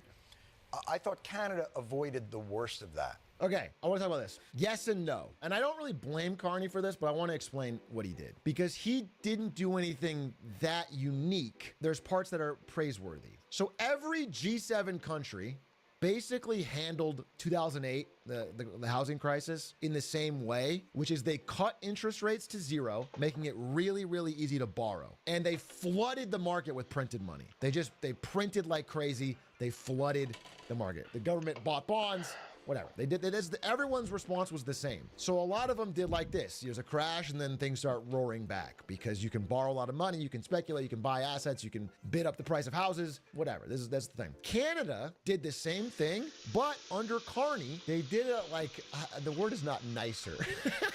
The word's like more professional. They did it real cleanly and efficiently and effectively. Not a lot of fraud, not a lot of chaos, not a lot of panic. They did it very smooth. So this is like a credit to him. This is a pro. Mark Carney handled it really well. And because Canada had much less lax banking regulations, they didn't have so many banks exposed to things like CDO squareds and like derivatives of derivatives and like insane financially complicated. They did have subprime mortgages, don't get me wrong. They just didn't have as extreme exposure. So their dip was a lot smaller, a lot shallower. However, I want to say this. As we get to the year 2025, the consequences of this have become apparent in Canada, which is that their housing market never really dipped. It never even really slowed down.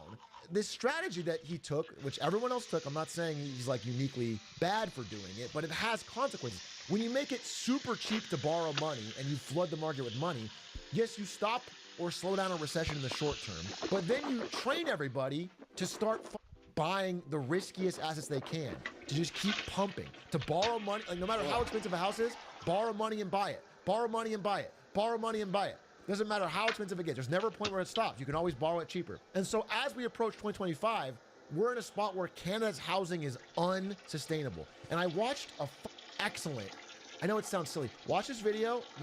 It's about Australia, but it's the same thing as Canada. Should we check in on house prices?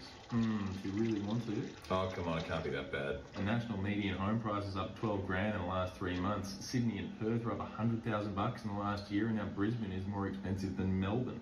Really? Yeah, those interest rate hikes didn't really stop the price rises. Were they meant to do that? Well, they made mortgages a lot more expensive. And so what? People just now have a more expensive mortgage on a more expensive asset. Any ideas? Well, if you change the supply and demand dynamic, then prices might go down, but then you'd have a lot of people who are upset, you know, that the price of their home was going down. Oh. That's what's happening with every government of these, especially Canada and Australia. They have two parties that just have no solution. It's almost too late. Do you know what I'm saying? They've pumped this up for so many years. There is no solution that doesn't have a ton of pain. Because now, so many Canadians or Australians have borrowed so much money to buy incredibly expensive homes that they need those homes to keep going up to ever get out of this hole. But if the homes do crash in value, then these people are financially ruined at the peak of their earnings or late in life. And so it's like this real deep, like pervasive, scary, strangling problem that everyone tries to ignore or talk about someone else. Every politician in both these countries tries to talk about something else. Because if they talk about this for too long, people will hate them. Someone will hate them. They have to try to talk about something else. So that's a problem in Canada. I don't blame Mark Carney for it. I think he handled it well. He did the same thing as everybody else. I'm just saying his solution, I don't think was a good one. It wasn't his idea specifically. It was everyone's. Everyone did this. And I think because he did the same things as everything else and he handled it much better, he at least has shown the ability to have like grace under pressure, good control, a lack of toleration for corruption. You know, there's a lot of good attributes about this. I just want to say, like, it wasn't like a miracle. People talk about like 2008, Canada just solved it. Canada handled it so well there was no problems, and in fact, they just delayed their problems. So that's just my one take. But I have respect for how him and the Canadian banking system handled it. They delayed the problem, but they also did other things just better, cleaner, less chaotic and correct. You're saying you thought, let's not let the banks dissolve mortgages into particulate matter, mix it into cups, throw it off, throw it in the air, and then sell that. Well, throw it in the air, take a big profit, pay themselves a lot of money, and then it hits the ground. How did you not have to do that? We didn't understand it, John. Son of a bitch! We didn't understand it. That's all it... Okay, I mean, that's a funny answer, but it's also true in that the timing of it, you know, Canada was a few years behind America on some of this stuff. Had the bubble extended longer, Canada would have also begun digging deeper into these financial instruments. So again, I think compared to everyone else who handled it the same way, I think Carney handled it the best, but I don't love this whole strategy of like dump easy money on everything at the first sign of struggle and try to bail everyone out. What are they making up there of the overtures and sort of trolling to Canada about being a part of the United States? Anger. Well, I mean, the bottom line, it's not going to happen. I don't know if you guys have seen, Americans, if you've seen, but like in grocery stores in Canada, they have buy Canadian things. They have labels that show whether it's from America, and people are just not buying it. Regardless of tariffs, they're just not buying it. It's like beyond a price choice because of tariffs. It's like a message sending choice. From talking to my relatives, I've never seen Canada this united on anything ever. Yeah, I mean, that's what's shocking. That's what was unpredictable about this election specifically, is that Canada is really uniting on this. What it really comes down to is, so my understanding is that the political apparatus of Pierre Poilievre and the Conservatives basically had two big targets they hammered on, which was Trudeau, just saying Trudeau over and over, but now Trudeau's gone, so it doesn't hit as hard. And they talked about this carbon tax thing as like a big waste of money, and Carney pretty astutely diffused that by essentially defunding it. He essentially, he didn't get rid of it completely, but he defunded it. So those two things being out of their wheelhouse is like hurting their messaging. Their messaging is not, it's not hitting very hard. Like they had two big weapons that are now gone and they're struggling to adapt. However, you know, it's tough for me to say because I remember similar storylines around Harris. When Harris had a surge after Biden's dropout, here's what I think will be a tough thing for Carney to overcome. This is tough for any incumbent party in this time, in the post-2020s, is the opposition party goes, hey, Canadians, I know there's all this shit going on, but are you better off than you were 4 years ago or 5 years ago or whatever? Are you better off? And then every Canadian goes, no. And then they vote a psycho or what? They'll vote whatever, right? Because that strategy is so strong. So I think, I don't know, I have to see more of Carney, but one thing that Kamala Harris did really poorly was she didn't find any way to be like, yeah, but I'm different than Joe Biden. Like, I'm going to do something really different. In fact, there's a famous part of the election where she was asked on The View how would she would differ from Joe Biden, and she didn't have an answer. And they seized upon that, and it became a whole. So I don't know where how hard he's going on like putting some daylight between him and Trudeau. But he has to do that, or I think he's going to have a tough time. Canadians are, at this point, I think, united about this insane stuff from Trump in America, but also hard to forget the rising cost of living, less job opportunities, and just insane, criminally insane housing prices, which I don't think anyone has a solution for, but that's the problem. Carney's been openly criticizing Trudeau. That, I mean, it sounds like a bad idea. I think it's a good idea, politically. I think you have to put a lot. I think Trudeau should like fall on his sword. I think if Trudeau was truly a hero, he would stand up on stage and let Carney punch him in the mouth. And then I swear to God, Carney would win by a landslide. I swear to God. I'm not even really kidding. They should do another fight, and then and then Trudeau takes a fall. Do his stair fall. Let Carney punch you in the mouth and then fall down the stairs. It would be beautiful. I sincerely believe it. Do a wrestling throw, because that's going to be the big strategy. That's what's going to get pushed as they get closer to having an actual election. But I will say that it's a real toss-up, not just in polling, because polling can be tough to cut the truth out of. You know, people have these surges, but even the betting markets are putting it at like a dead heat, 50-50. They had Poilievre winning by a landslide even until recently. So Carney's doing a good job. He's making a real run of it. There will be new elections. When do you know when? Do you guys want to see that something that I think is honestly quite frightening? Normally, for something like this, I would want to go over the whole video, but this specific oh no. Okay, well, never mind. I'm just kidding with you. You're gonna see the horrors whether you want to or not. Normally, for something like this, I'd go over the whole video, but the whole thing's 20 minutes long, and kind of this point, like this one little bit of it, is so exceptionally bad that I want to see it in isolation. Here we are in Fox Business with Secretary of the Treasury Scott Bessent. By the way, the highest ranking openly LGBTQ person in American history, in case you were wondering. Pete Buttigieg was before as Secretary of Transportation. As Secretary of Treasury, he's closer in line in succession to the United States presidency. He's gay? Yes, he's gay. Story. The other day, you were asked a question by another outlet. Can you guarantee that we're not going to have a recession? And you wanted to address. We saw that. Remember? That was the thing we saw. We saw it together. You were all there. I remember. You looked so good that day. That this morning. Yeah, well, look, it was a silly question. Can you guarantee there's not going to be a recession? I can't guarantee anything. I can't guarantee that the journalist who asked me the question that her news program's going to be on in a year. But what I can guarantee.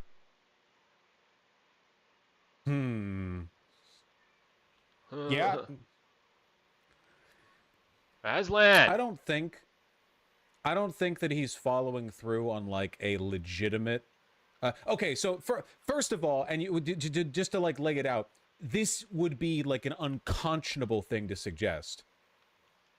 In any previous administration, because it's unambiguously a threat, or at least it's interpretable as a threat. The fact that he felt comfortable saying that, I don't think he's actually indicating some kind of follow through. I don't think he's saying like, you know, oh, you actually will have your program shut down, or like here on Fox Business, like you actually are not going to be able to ask me or her over in that program. What was the program before, by the way? The one that he spoke on, was that NBC? I think that he was on. Was that the news channel he was on? Well, someone will tell me at some point. But either way, I don't think that he means it. But that's not really the point, right? It's the fact that he's responding that way. I know I keep saying this. I'm going to keep saying it. His job is to orchestrate a deliberate recession, because a recessionary economy devalues the assets within this country, which allows them to be scooped up by people when they get liquidated. And then when the economy inevitably rebounds, those people are wealthier than God. You get me? And this is not a popular talking point. Elon Musk and a few others in the administration have said there will be short-term pain, but don't worry, on the other side, things will be good. And it turns out that messaging just doesn't land with people. People actually don't like hearing that. People are not doing great right now. So when your argument to them is essentially like, remember 2008? We're going to do that on purpose. And we're going to do it so we can get wealthier.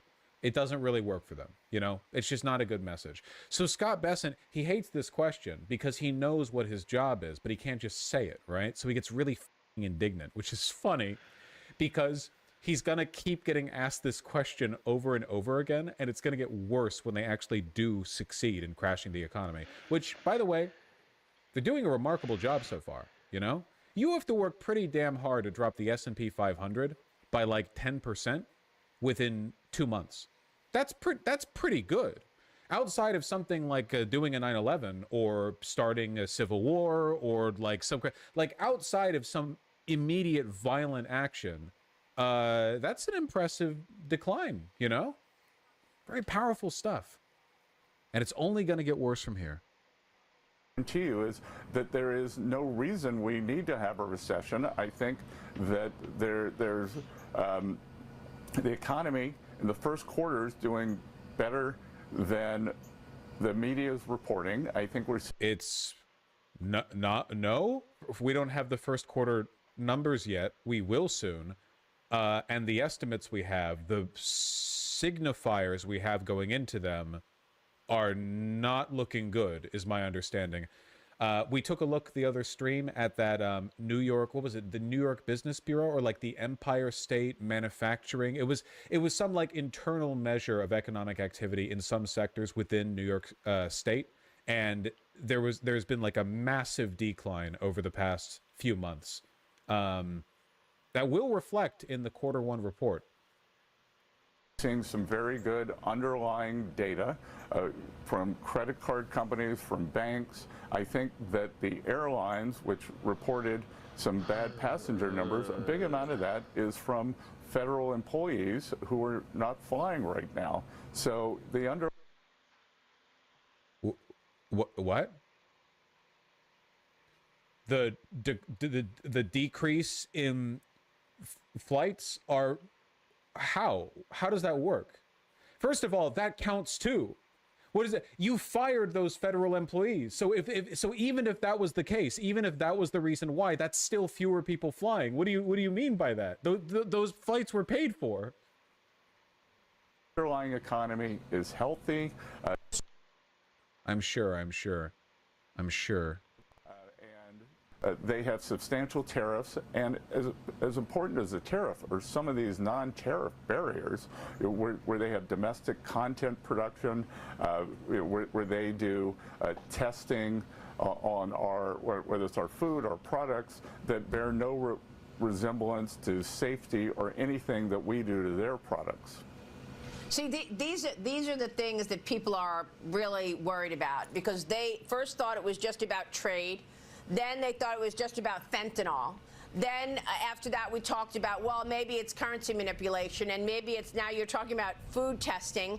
And when I bring up the issue of clarity, that's what I'm talking about, and that's what I'm hearing from corporate America, that we're not sure where this is going. But of course, we will get resolution on April. Even Fox News doesn't like that. Dude, the people who watch Fox Business are like eyeing the window to jump out of right now. Okay? Look, the people who watch Fox Business are deeply evil people, and they, in large part, voted for Trump for lower taxes and because they think they can get a game in on the market. The market is plummeting right now. I bet a lot of these people had Tesla shares, too. Like, the constituency represented by Fox Business, these are going to be some of the most around found out individuals out there. Like, these people are going to be the fell for it people, more so than any other group, because at least people who mainly watch mainstream Fox News can be like, yes, all my civil rights are gone, but at least we deported brown people, yeah. But over here on Fox Business, they've been like, oh, no, I'm not like those guys on mainstream Fox News, okay? The reason I supported Trump is because I think this stupid retard will make the economy good or something. I don't know. But like, you know, I want that because I'm a small business tyrant or something. And then they bring Scott Bessent on here, and Scott Bessent is like, if you ask me whether I'm going to do a recession again. Yes, I'm going to do a recession. Is that what you want to hear? You're all going to die. Is that what you want to hear? Is that what you hear from me so badly? Well, there you go. So like I basically what I'm saying is that I genuinely think you're going to get like increasingly funny dynamics out here on Fox Business. I think you're going to get good content here.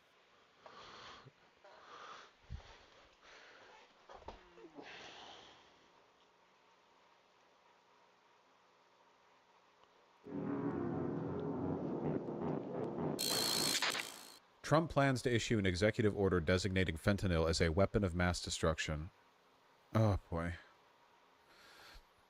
Per copy of executive order reviewed by me. Source at state speculates purpose is to designate cartels as terrorist orgs / justify military operations in Mexico and Canada. Oh, damn. Okay.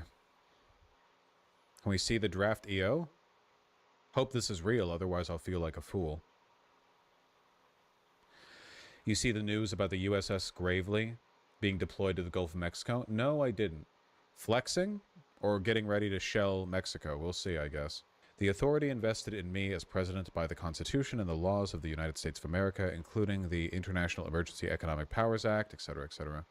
I, Donald J. Trump, President of the U.S. of A., find that the sustained influx of synthetic opioids such as illicit fentanyl have profound consequences on our nation, including by killing approximately 200 Americans per day, putting a severe strain on our healthcare system, ravaging our communities, and destroying our families. Now, if you're strapped for time, one's epilogue is the most skippable entry in the franchise. You can also skip 2's expansion, but you should at least watch the cutscenes if you enjoyed the base game. However, at all costs, do not even consider skipping 3's expansion. Future Redeemed is intended to be the finale of the trilogy. Please save it for last. As long as you follow that one rule, I'd say do what you want. The worst you'll get is minor spoilers that are so out of context you probably won't even notice they're spoilers. Because the simple truth is, the more you like your entry point, the more likely you'll play all of them. Check out my other videos to help figure that. Synthetic opioid overdose is the leading cause of death for people 18 to 45 in the U.S., which is crazy. The flow of illicit fentanyl into the U.S. through illicit distribution networks has created a national emergency. Immediate action is required to address this national crisis, and finally end this unsustainable crisis. Kind of redundant language there. I hereby determine and order. Section 1, as President of the United States, my highest duty is the defense of the country and its citizens. I will not stand by and allow our citizens to be poisoned by illicit drugs from other countries that are flooding into our country, having our law trampled upon our communities ravaged and our families destroyed. Accordingly, I declare fentanyl to be a weapon of mass destruction as defined in 50 U.S.C. Section 2902. I am enjoying the post, but I'll get to this later. Within 14 days of the date of this order, the Attorney General and the Secretary of Homeland Security shall take all appropriate action in consultation with the Secretary of State to make operational recommendations to implement this order. Nothing in this order shall be construed to impair or otherwise affect the authority granted by the law. Legalese. Okay. The source speculates the purpose is a combination of designating fentanyl cartels as terrorist organizations and creating justification for conducting military operations in Mexico and Canada. It'll be used domestically as justification for rounding up homeless encampments and deporting drug users who are not citizens. Okay. Well, that's cool. Invasion of Mexico just weeks.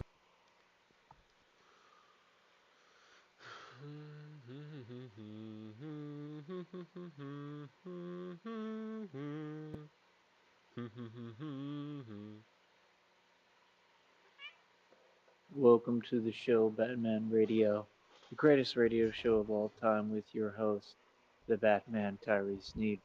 So, like I was saying, man, it'd just be funny, bro. I'd be watching a lot of these videos on YouTube and on the internet, and the one common thing I've noticed, bro, is there's a lot of people who are agitated all over the country and frustrated. You know, some of them for justified reasons, some of them for wrong reasons. But the fact of the end of the day is that the only thing that really matters is whether you're going to get anywhere, right? with your whatever it may be, your gripes, your frustration, your belief system, right? But most of you have a jaded lens, I've noticed. Most of you have logic that is a fallacy and it's flawed. And this is why you're having such a hard time. You know, you got to understand, let me remind you what I do. I just bring logic and clarity to every situation that I come across. I bring peace, I bring equality, I bring fairness, and I'm a just, righteous man. And, you know, you cannot conquer a righteous mind like I've taught y'all and been an example of for decades. First thing I want to say, there is members of the Red Triangles on the internet that you currently have videos up online. They're incriminating yourself. Okay. So it's easy to get the federal indictment when we take this to court, honestly, because you're mentioning the names of all the affiliates that have done actual, you know, acts of you know what, right? Domestic, you know what, in this country, right? And they will be held accountable in court. It's guaranteed. You cannot do that. You cannot think that you're going to get away with that. You cannot get away with that. And like I said, you have people who they have affiliations within the Red Triangles, an underground illegal gang and an illegal organization, right? That I am personally going to make sure I get every member locked up and put in prison. You understand? Because again, the crimes that they committed mostly were towards me. So when you get a group that bands together to try to stop one man and then you tell on yourself what you come from, right? Because now it's crystal clear that Tommy Sotomayor is a cult leader, that that is a cult, and like I said, an underground gang and a legal organization, and they need to all go to prison. And he's a cult leader, and last I Aslan, you're checked, going cult leaders crazy. like Nature Boy, they You're go to going prison, crazy, Aslan. right? Usually they go to prison indefinitely because that's the charge for being a cult leader because they cause so much mayhem and everything that they've done, right? And all they want to do is just try to be disruptive and destructive towards everyone. And this all has to do with the fact that your boy, who's a cult leader, right, could not compete with me because he was jealous because I had all the money at one time and I always do. And I'm blessed and I look beautiful and I'm handsome and I'm clearly, you know, gifted in every way of which he is not, and all of you people are not. So you're trying to tell me that because I got on camera and went back and forth for a little minute and there was a little internet spat that you felt that you were going to get together and you really thought that you were going to stop me from number one having my livelihood, number two living my life. That is absolutely insane and delusional. But just understand, you all completely have incriminated yourself with your videos because you're on the videos. See, I do research, so I start looking years back at what people were doing and what people were on, and now I'm really connecting the dots and figuring out this federal lawsuit I'm putting together.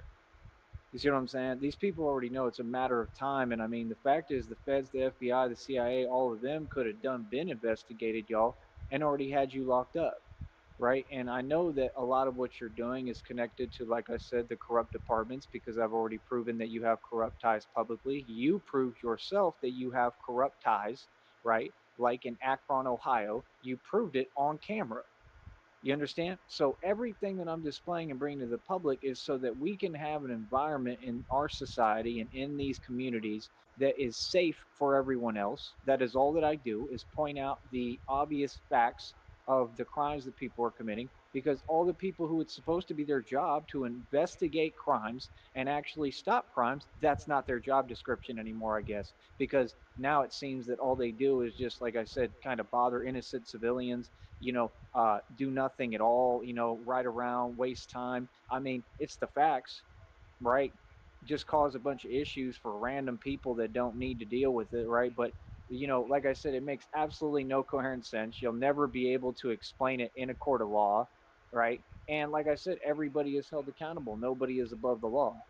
You understand? It all stems down to the fact of that this country's been turned into a third world country. You understand? So here's the thing, first of all, like I said, first of all, that cult leader, he's going to go to prison. Like, that's guaranteed, right? I'm not even worried about that, right? Then number two, him and Tariq Nasheed, right, committed crimes, right, towards me, right, and actually stole like content of mine, right, that was chronologically, I can prove that it was my content. Tariq Nasheed put some of it in Hidden Colors. The Tommy Sotomayor dude stole me having the phrase of that I represent truth and logic, And then he tried to do a fake tour off of it, which was a flop. So you're telling me that this man who was begging for my oil money, right, which I refused to give him, okay, and you're telling me that because somebody is a YouTube personality, right, and like I said, because I didn't want to give them my money, right, you're saying that that makes sense to you? Like I said, these people are online. I can prove 100% that they banded together across state lines. That's already felonies. Then when you commit felonies across state lines, traveling tons of thousands of miles, right, to have me lose a job that I didn't care about, right? And then when you've also paid off other people to pretend that they're firing me from a job, which they don't have the authority to do, right? And you actually found that out that they don't have any authority over me. Because, like I said, I was running my own business. I was never fired from anywhere. I quit. You see what I'm saying? It's different. I always quit. I've never had anyone ever fire me from a job. Do you know that?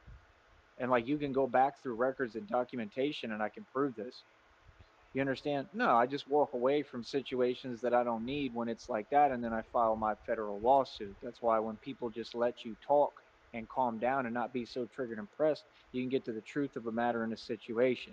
Nobody ever has the authority to fire me because I don't work for anybody. I work for myself. You see what I'm saying? So again, you have to understand, I don't care what the ratings say. I don't care about all y'all's little ploys and how all y'all try to make money off of me. You just have to understand this is what's going on. This is what's applicable, and it's extremely important to me, and I'm not letting go of nothing. Like I said, I'm taking this matter to court, probably Supreme Court, right, if I have to, and I'm guaranteed to win. Now, with the little rinky dink establishments down here, right, it's just the sense that, like I said, I know that there's a lot of crime going on. I know there's a lot of corruption, right? I know there's a lot of, evil people doing evil things. And like I said, I encourage and want all civilians to stand up and start pointing it out. Start opening your mouth when you see that these people are clearly doing illegal activity. I mean, when they've already exposed and caught these departments, okay, doing what they're doing, they got caught doing actual child trafficking. Like I said, they had them in cuffs and they were loading them into an unmarked van. This is on video, on camera, and I have the video. I have access to the video on social media. This is a public matter and concern now. So what that means is that if that department was doing it in whatever county that was, what's to put it past any other department? Like I said, all the departments are Freemasons. They're all connected all over the country and the world, right? So see, what they do is, like I said, they politic everything. They twist the law, which is illegal, and then basically they don't allow you to make tangible reports to defend yourself or protect yourself. They completely stop any ability to use the justice system that's supposed to be there to protect us.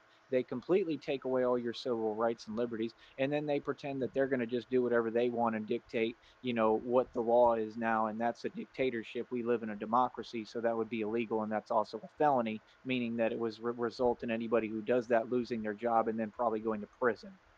This is why this is happening all over the country. Okay? So you have to understand, like I said, I'm the only man, and I'm not going to let people take my credit away from me. I'm the only man who proved this, that they're all corrupt and they're all tied in and they all work together, that they're tied into the corporations, right? And I said the corporations don't make their money off selling products. They make their money off child trafficking. This is what I'm trying to stop. My entire stance is to stop child trafficking completely, to protect the youth, to protect the kids, because nobody else will. So like I said, you have to have a superhero, literally, who is willing to do this, because nobody else will stand up for the youth if I don't. That's the real truth. Because I mean, how are they going to stand up for us if they're the people who are supposed to be there to protect us and protect them and protect? I mean, they're our future. They're supposed to protect our future, and instead they're pointing the finger at innocent people, trying to put false jackets on individuals that it has nothing to do with and project what they're actively doing. And yet all Masons, they all practice that illegal crime that's disgusting. So, I mean, they're all against the youth. That's the truth. All Masons, every Mason. I mean, they have no vested interest in obviously in a future, which is sick, right?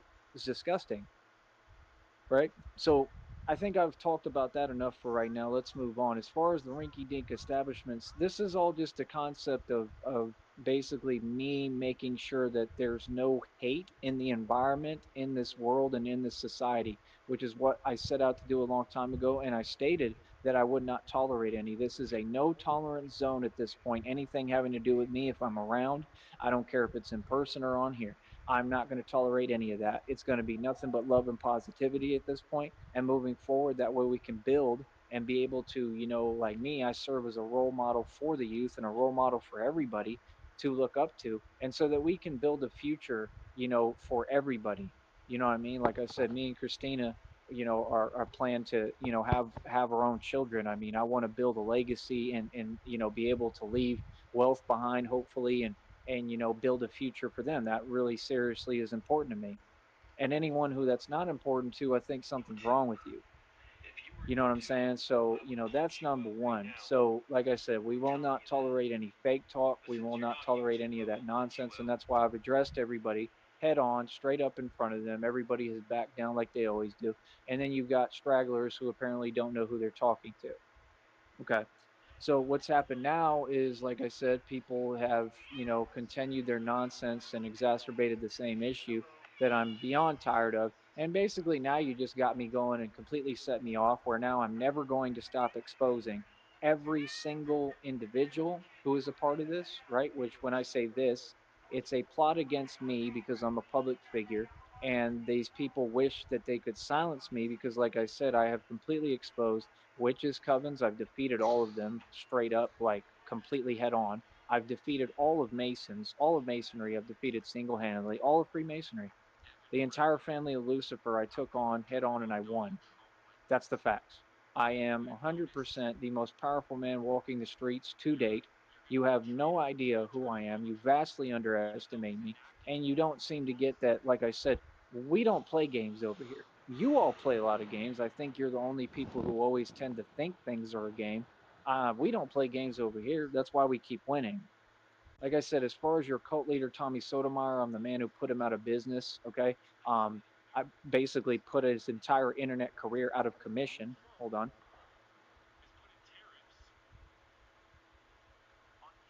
So how much more gangster can I really get with it, right? And he hasn't done anything about it besides get the people who we know exactly who they are and members of what group they are, and they don't have any real money. I mean, these are literally like bottom of the barrel people who can't afford a hot dog.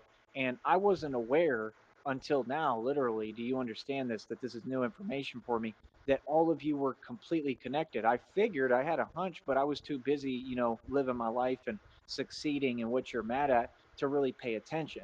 Now I know for a fact that it all comes from him, and that all this was connected, and that, like I said, they're an actual cult, and they're all Satanists, and they're all demonic. They all worship the devil. I stand with God, and I'm going to say this again.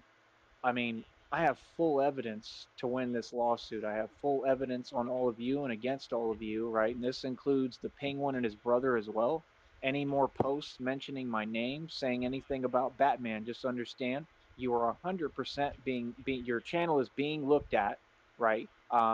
I wouldn't say monitored, but it's being looked at, and there is documented evidence being taken that is all being turned into an attorney and a lawyer. So, I Oh mean, yeah. Oh yeah, that's what we're talking about. That is what we're talking about. Okay. That is what we're talking about around here. Lawsuit. I have full demonic. They all worship the devil. Now I know for a fact that it all comes from him, and that all this was connected, and that, like I said, they're an actual cult, and they're all Satanists, and they're all demonic. They all worship the devil. I stand with God, and I'm going to say this again. I mean, I have full evidence to win this lawsuit. I have full evidence on all of you and against all of you, right? And this includes the Penguin and his brother as well. Any more posts mentioning my name, saying anything about Batman, just understand you are 100% being your channel is being looked at, right? I wouldn't say monitored, but it's being looked at, and there is documented evidence being taken that is all being turned into an attorney and a lawyer. So, I mean, be my guest if you absolutely don't have ears and can't hear, but you're not very wise. Okay, you clearly need an ear exam, because there's no possible way that you would continue a behavior just or repeatedly that you've been informed every time that it's illegal, and then think that you're going to get on a stand and talk your way out of your charges. That's the type of shit I'm talking about. So, all right, make sure I don't stop streaming. And then, do I have Clipchamp on here? Oh, I do got Clipchamp. Okay.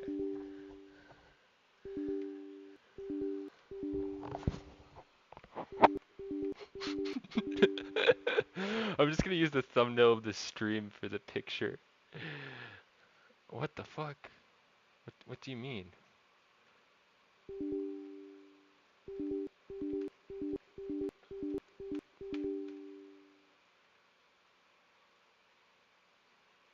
What does it mean?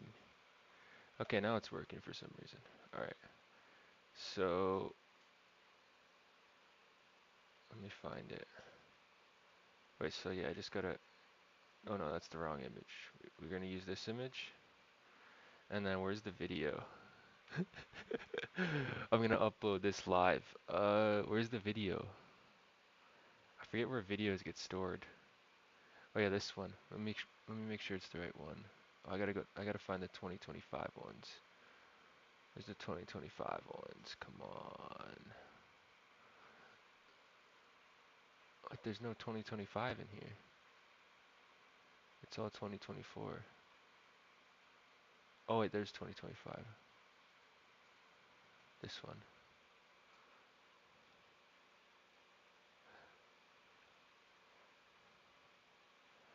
I gotta make sure. I'm gonna upload this as a short because shorts get more views. Lawsuit. I have full demonic. They all worship the devil. Why does it sound kind of laggy? Demonic. They all worship the devil. Now I know for a fact that it all comes from him, and that all this was connected, and that, like I said, they're an actual cult, and they're all Satanists, and they're all demonic. They all worship the devil. Yeah, let's go. I'm gonna get views of the Batman. Come on. Why the fuck is this so long? This might be too long. I'm gonna have to cut it a bit more. Then I want there to be movement because YouTube doesn't promote shorts where there's no movement. Does this have movement? Devil. That does not have movement. Where's the movement?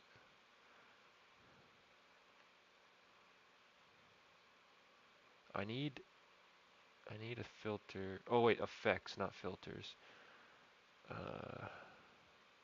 What's a funny one? This one. I stand with God. They all worship the devil. Okay, I'm gonna have to cut that split, and then we'll use another one. That's funny for the start though. Okay. Background removal. No way. Oh shit! It does remove the background. What? Okay. What should I put in the background? I could put something. I could put something funny in the background. Give me 1 sec. I gotta think of something. What's something funny? Oh, what's something funny I could put in the background?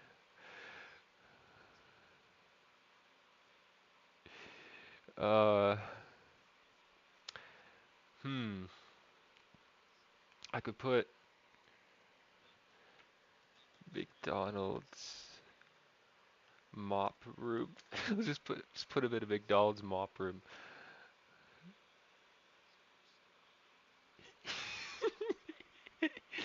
Okay, I'll just use this image. This one's pretty good. Import media. It should be in downloads right here, right there, and then what if I just put that like? Okay, line it up. You gotta line it up and shoot it down like it's some dominoes. I think I can put a second one on it, right? Okay, let me see, make sure I can put a second one on it.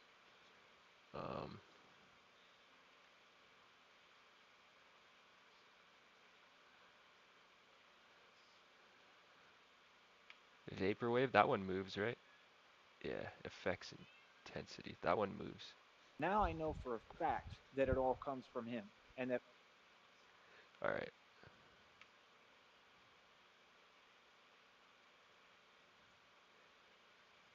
I might have to cut this down though. It's not good to upload a short that's that long. Let me cut it down a little bit.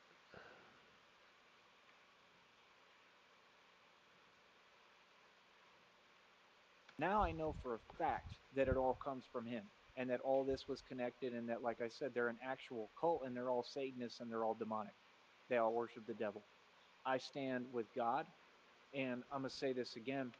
I mean, I have full evidence to win this lawsuit. I have full evidence on all of you and against all of you, right? And this includes the Penguin and his brother as well. Any more posts mentioning my name, saying anything about Batman, just understand you are 100% your channel is being looked at, right? All right, I should probably cut it right there. Right there, right there. That's good. Cut this down. And cut this down. There we go. All right, there should. I don't know if there's enough movement that for it all YouTube comes from him, and that all for YouTube to promote this, but we'll see. We'll see. Because yeah, for some reason they don't promote still videos. If the video is just like a picture, it doesn't get promoted as much. Okay. Upload. And it should be done now. Yeah. Drag it. Come on. What are you doing? Why is it doing this? Okay, let me open the folder then. Stupid shit's broken. This program. Microsoft Clipchamp. It's broken. Is it in my download folder? Oh, it is. Okay, I'll just drag that. What the fuck? Is it done? Now I know for a fact. Oh yeah, it is done. It's just not letting me drag it. Oh shit, why did I drop that? Oh, there it is. Alright, if it's not letting me drag and drop it, select files. This one. There we go. What should I name it?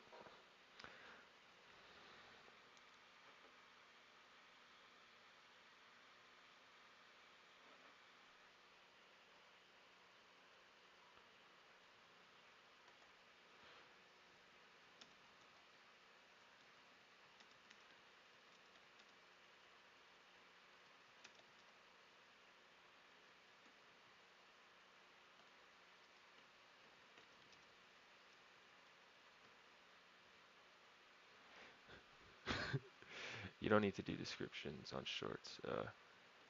Going to prison. There we go. No, it's not made. Wait, it better not be making it into a video.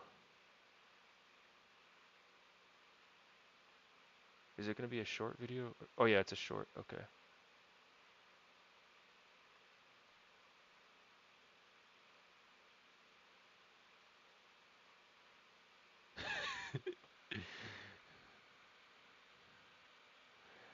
All right, sweet.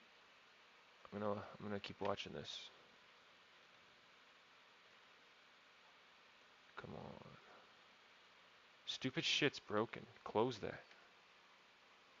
I know what I can do.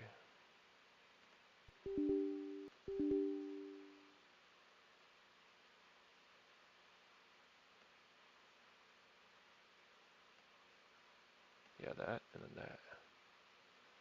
Force close it.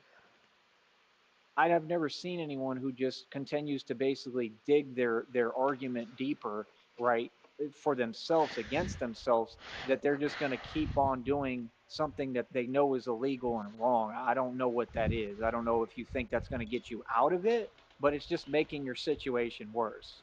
This is why a lot of people, like, they'll tell people, like, look, you yelling and screaming or you whatever getting irate is only making your situation worse. Okay, when you're calm, like I said, and you learn how to control your emotions and you approach things and maintain an even keel, people can't mess with you, man. Once you get your facts straight and get your facts in line and know what you're talking about and get your basis straight and your character and everything with God. Other than that, any of this fake nonsense I will be recording. You understand? All of it. Feel me? Matter of fact, hold on.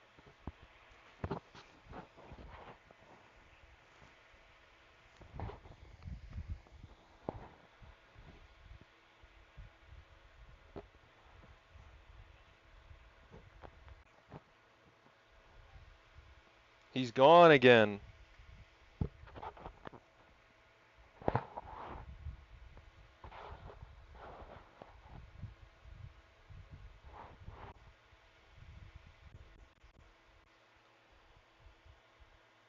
Easy as pie. So, like I said, um, this is what I do for a living, which is just get my own justice, right?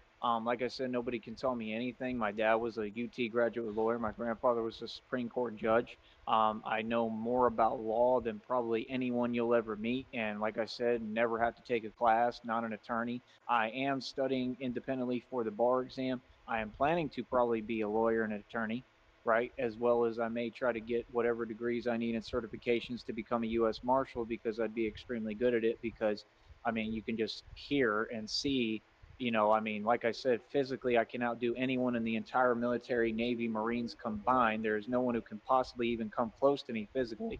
Then on top of it, linguistically talking, nobody can mess with me or hold a candle to me. And then on top of that, intelligence-wise, what I've done financially in my life, just anything, nobody's coming close to me. So, like I said, this all stems from actual just pure jealousy and envy, and I just think it's hilarious.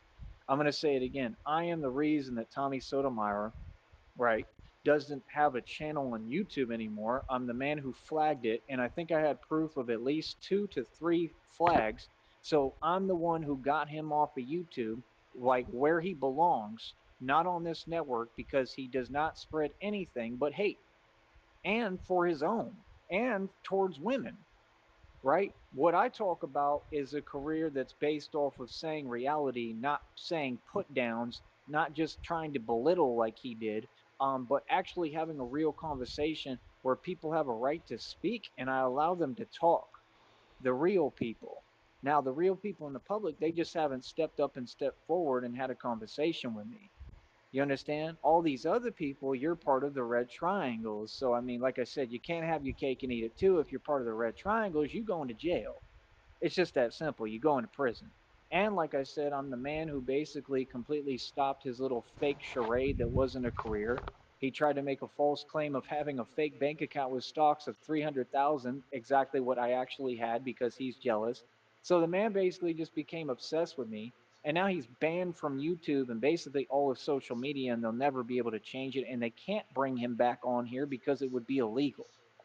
Okay. And I, in fact, like I said, I would encourage you, because if you do that, if you bring him back and get him on this network when he's been banned by the company, number one, that all goes into a lawsuit.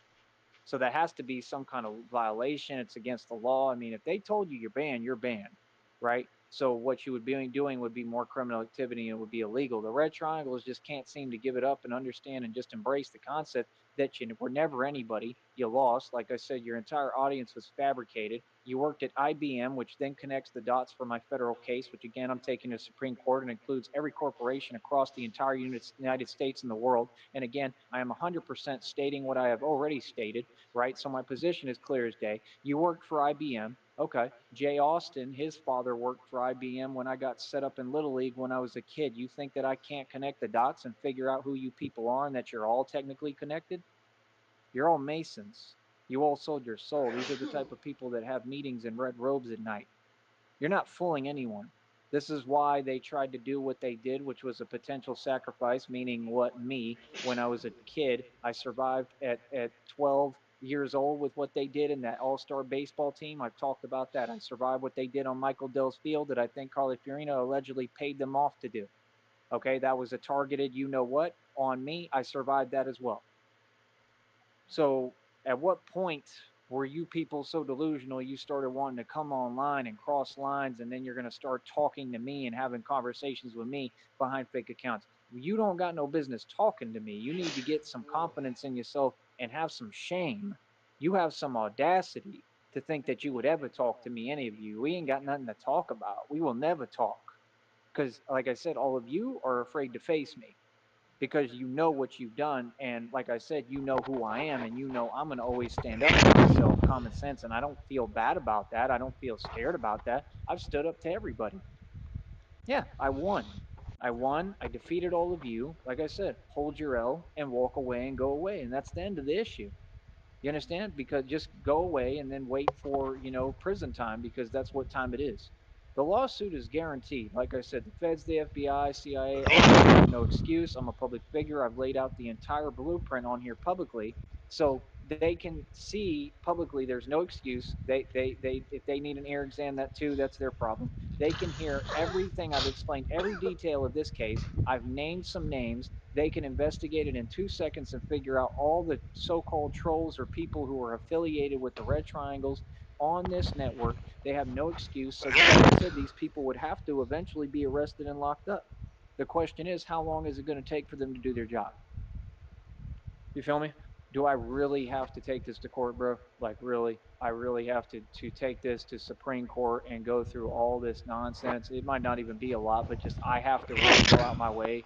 Like I said, when you all could just do your job. You see my point here? You see how this country just continues to drop the ball. The system is broken. And like I said, I mean, it's pretty clear they have government ties. If they have ties into corrupt departments, I mean, who's to put it past them that they don't have ties to the FBI and the feds and the CIA? Did you ever think of that? The whole thing with Kennedy had to do with the CIA. He was basically about to dismantle the CIA, and then that's what they did with him. And they used a shellfish, you know what, in the process of what they did. Then they made up a magic, you know what theory to silence him because he was a real American.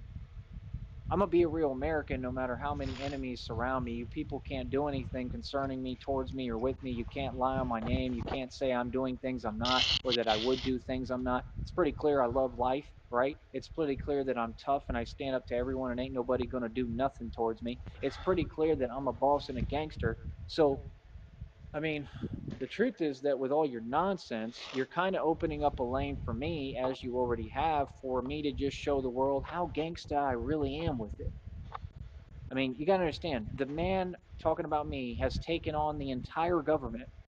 I was targeted by the government. I was targeted by the military industrial complex before all this, right? They were putting stuff in my food, had people putting stuff in my food. I found out later they had connections to the military, right? Like I said, came down with a government pathogen. It's untraceable, uncurable. I will have it for the rest of my life, and it makes tissue swell.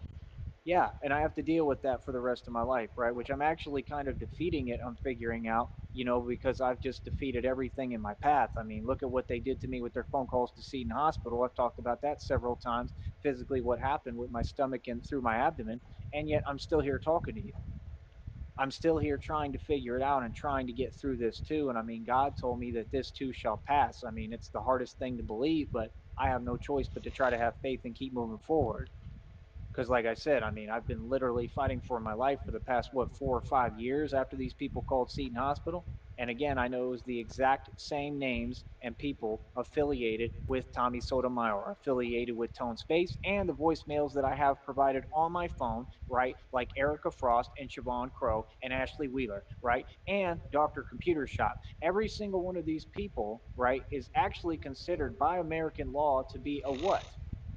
Right? It starts with a T, the letter T, right? Like I said, there's clearly no fear over here. I'm going to name all your names legally, publicly, and I'm going to name all your names in court, right? And what you have to understand is you really seriously committed some serious domestic, you know what, acts in this country, okay? And I mean, that's pretty much the highest crime you can commit. Then on top of that, if you can charge one co-conspirator, since you all conspired against one man, check this out, how gangsta I am with it. If you can charge one conspirator with a felony, you can charge all of them. That becomes a RICO case. So you're already facing basically you're facing guaranteed RICO charges basically. So it's going to be a RICO case probably. There may be racketeering involved because of the donation money that y'all throw around with each other, trying to, you know, support each other and basically kiss up to each other. You rub my back, I'll rub yours type mentality, right? Which is coward stuff.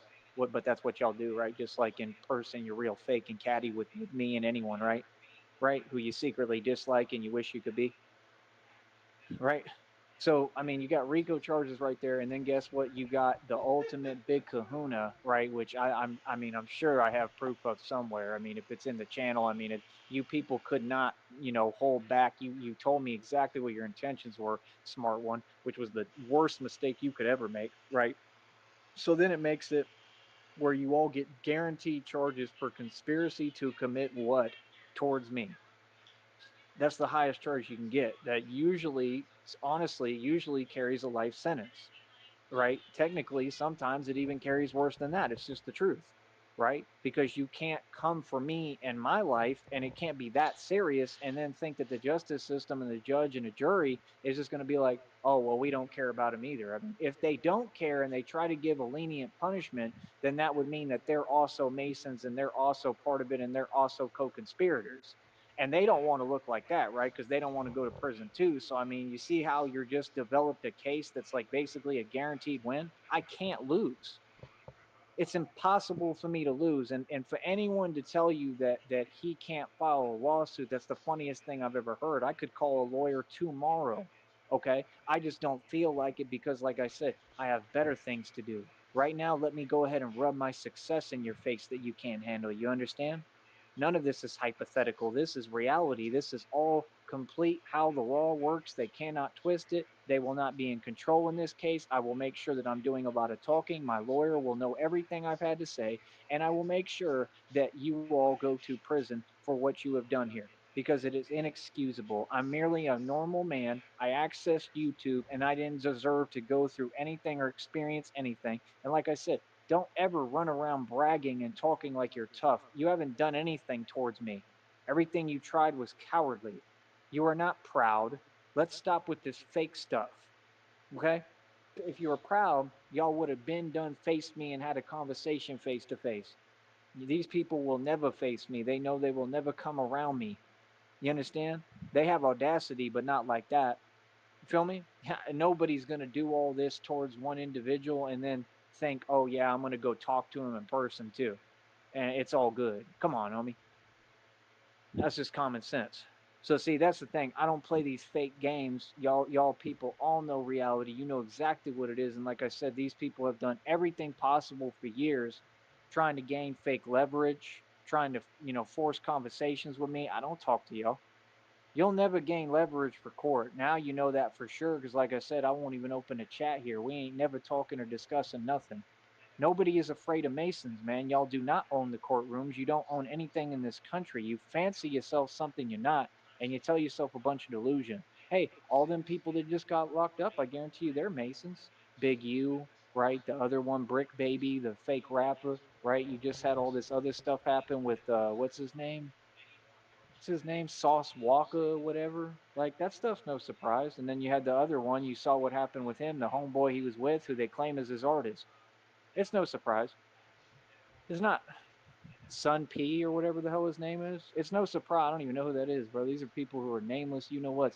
Nobody knows any of y'all, bro. That's no surprise, man, because what's happening is the environment, there's more tension in the air in every city. And when you're dealing with Chicago and stuff like that, man, y'all dudes in Chicago, I'm so glad I don't live in Chicago. You can't even go to the corner store in Chicago without there being a problem.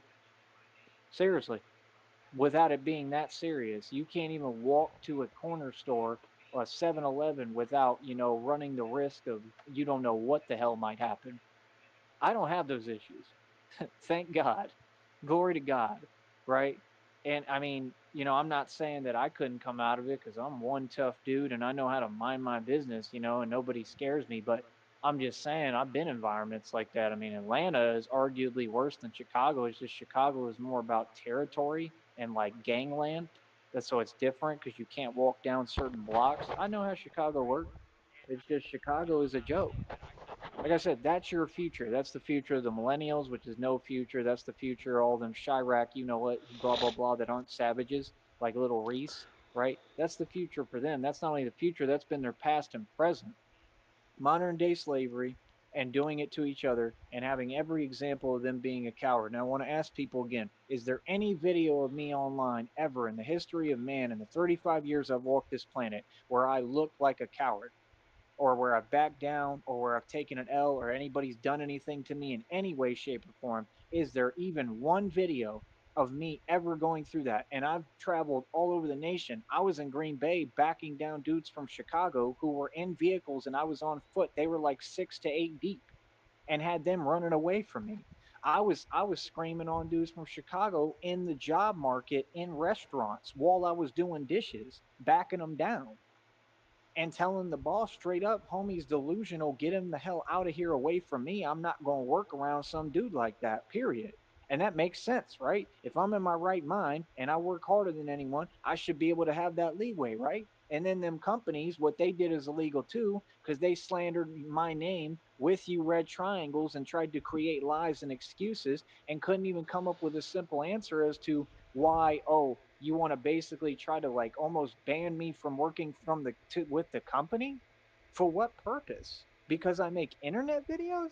Who did that bright idea and who let that go through the system and said because he talks on the internet, the man has no issue with his rhetoric or how he speaks and can back up every point that it's a fact and the truth. And you said somebody put that through the system and said, yeah, he can never work for this restaurant again. I'm willing to guarantee you that I will be able to work for any of those establishments if I want to in the future at any You're point. Because when this gay. federal case gets brought up, guess what? They get sued too. So there's so many lawsuits coming. I'm suing restaurants already. So what y'all don't understand, when I'm talking about doing food reviews and restaurant reviews, I'm talking about I'm the real deal. You all have created an entire career and new lane and a new career field for me through this. Do you understand that? Because I have the ability that when I walk into any restaurant now or an establishment, because my history, because I've been the anchor for restaurants, I have run restaurants myself and food trucks. So that's like I've done like everything, bro. Like I've done catering, I've done like where I've done bar backing, I've done where I provide like all the fruit and get everything ready in bars all over 6th Street, all over West 6, all over Rainy. I have a lot of history with bars and restaurants. So when I walk into a restaurant now, people should be on their P's and Q's and pay attention because I'm not part of no agency, no nothing like that. But I am a person with a public voice and I am a public figure, right? Who actually has a name in the restaurant game. Seriously, I've run my own and I was more successful with it than anyone has ever been. That's the truth. And I have documents and every receipt to prove it. Okay. So what that means is when I walk into a restaurant now, people should honestly be concerned and worried, right? If they're not doing their job right. Because yeah, I have the full ability to go public and say this individual is not doing their job, this individual is not doing their job, this individual is on the clock and they're on their phone. I have the ability to do that.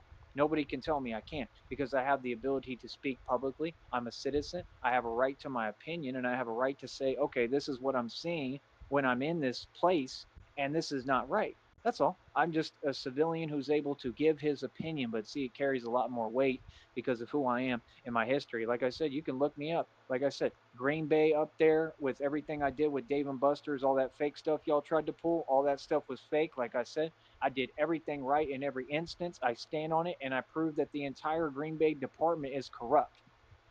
Yep, and there's a lawsuit coming for that as well. And they're going to have to probably pay me my money back, which is like $800 something of hardworking money of me washing dishes. If you go look at that Dave and Buster's, I had perfect reviews for dishes every single day, week, month, the whole year. Every day people were like, man, the dishes are like spotless. And like, I'm talking about they would make it harder and harder on me and they would leave more and more. And that's why I walked out one day and just said, nah, bro, I'm a human being. Like forget y'all. Right? Makes perfect sense. And because he started playing with the wage, and for a while he was getting the wage right, so I was able to make my money to make a living and invest and take care of myself, right? I was doing very well financially, right? I always am, but I'm talking about with cash too, on top of everything with the equity and all that, right? So I'm doing great at that time, right? I got the investments, and then he pulls a whole nother act, which like I said, who do you think that came from? If they was corrupt and y'all just tried to set me up and I had the heart to keep going and keep working, okay, then I mean, who's to say? I mean, they clearly talked to him, right? The guy who's in the office every day, Mr. Chunk Chunks, right? So like I said, he wasn't fooling nobody. He wasn't on my side either. He was another narc trying to use people like a chess piece. And he wanted to play innocent and coy when you were a complete part of this. You allowed it to happen that day, right? You want to sit there and play games, but you allowed that to happen like everything else, just like that other fool who's a coward, and I proved it. I can't remember his name off top, but y'all know who I'm talking about, that was acting like he was the manager, the other big biggin. Yeah, and all y'all do is sit there. I mean, do you want me to expose your secrets and the truth? Because I can. There's nothing you can do about it. I'm already taking you to court. I'm filing a lawsuit on all those establishments, including Dave & Buster's. Yes. because everything that you were doing made no sense, bro. And by the way, they don't even work. They just sit there. I was the one who did everything. Homeboy wasn't working. He was in there buying like little trinkets and stuff for wherever he was at every day, bro. That's not a manager, bro, coming out with like little like Nerf stuff. Like what is that, bro? That's not working. None of them dudes work. So what is that? Like, why does he deserve to do that in my country? And you can see what group he belongs to. You see my problem and my issue? But yet their group's always complaining about they don't have equal rights. Oh, something about their civil liberties. Oh, they're being targeted. Oh, this and that. But I'm the man who got targeted.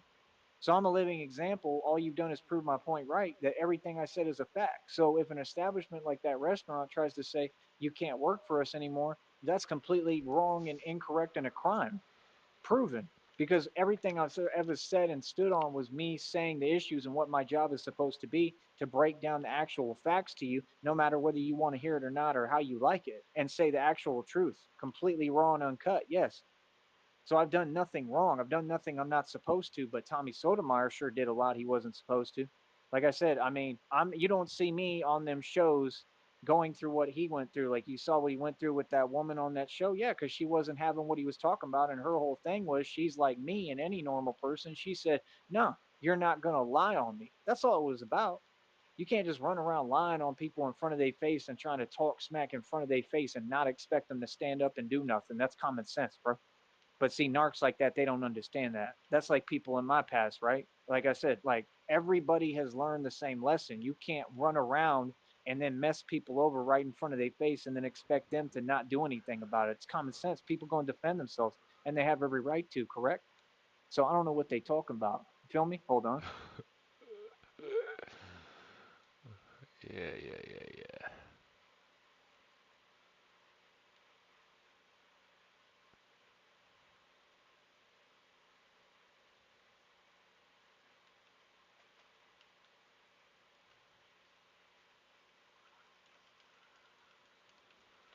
And these people silly as hell, man. Like I said, all y'all do is nothing. All y'all do is bluff. All y'all do is fake. And all y'all do is basically tell on yourself and expose yourself. And you just got to understand, man, you Masons already lost. You already got defeated, man. I don't care what you listen to. I don't care what you gang stalk. I don't care what you do. Like I said, you're all tucking your tail between your legs and you're running. Every single one of you. What I do is very real, man. Don't get it misconstrued or confused or think it ain't like that, bro. Like I said, I can take on anyone. That means any illegal organization, any so-called mob, because like I said, none of them are the mob. All of y'all are fake. And like I said, I'm just one man, bro. I don't use connections. I don't have connections. I don't stand with no one. I'm always by myself. I'm completely alienated. I hold my own dolo, and I do that for a reason. And I knew that there was a reason why you have to be like me and be a lone wolf in these streets and in reality, because when you got ties to organizations like that, look what they just did to the Rolling 60s. They just cleaned them completely up. They just took them off the streets, all of them, legally. They about to lock all of them up. All of them already are locked up, half of them. There's probably a lot more to go. And then they talk about Rainwaters next. Then I looked into it for 2 seconds and figured out Mo3's manager was Rainwater. So what does that mean? Are you accusing him basically that he had something to do with it? Allegedly? That's what I guess they're saying. Or he snitched or something? Because, I mean, he's, of course, going to try to play it off that he's concerned and more in mourning and feel sorry about the thing with Mo3. I mean, this was a long time ago. I mean, you know, I wouldn't put it past him, but who knows? I don't know that case, so I can't say that, and I wouldn't say that. But that's what the internet is already trying to say. I heard people already say, oh, Rainwater's next. Why is he next? Does he have affiliations with the Rolling 60s? WAC 100 is definitely a federal informant. We already knew that. We know Adam 22 is, and they're saying that Adam 22 potentially may be facing charges as well, which is common sense, as well as Rick Ross and all them other informants like Meat Mill and all them people. Well, no, duh. It's all connected. This system has been preying on rappers and people forever. Like I said, I can prove in a court of law in 2 seconds what they did to Maserati Fox and that Rick Ross had everything to do with that. So why is he not in prison already? Y'all didn't care about it when it happened to Maserati Fox. Why does it have to be these new name people who are nobody? Mo3's irrelevant. Nobody cared about him. Talking about, oh, his music, this and that. I mean, he is all right, I guess. I never listened to one track of his in my entire life. Never knew who he was, never cared. I'm just being honest. People who are real street dudes, they don't know who Mo3 is. They don't know who Yellow Beezy is. I'm a real street dude. I could tell you what we listen to. We don't know none of these people, bro. We don't know the Rolling 60s. The Rolling 60s was a derivative of young dudes, right? Who it's all a joke basically and all some fake stuff. It was never real. It was never designed to be real. It was a new generation.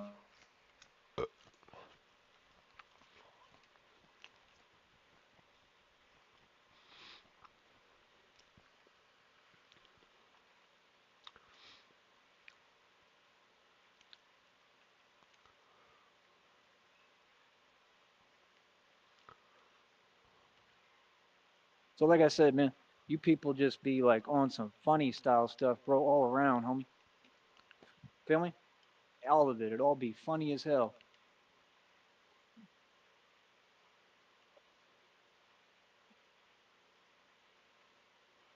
With this silliness. Straight up silliness. So yeah, like I said, at the end of the day, right, we gonna keep on winning. We gonna keep on doing what we do. That's about it, really. You know what I mean? I don't care what none of y'all talking about.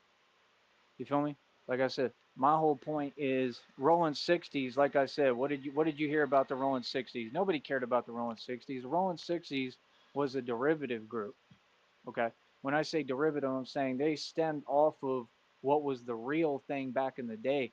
They didn't, I'm not even going to say that. They're not derivative of what's real. They're derivative of what's fake. They all false flagging and false flogging. Wasn't none of them real. Wasn't none of them anybody. Didn't nobody care about none of them like at Wow. all, bro. You feel me?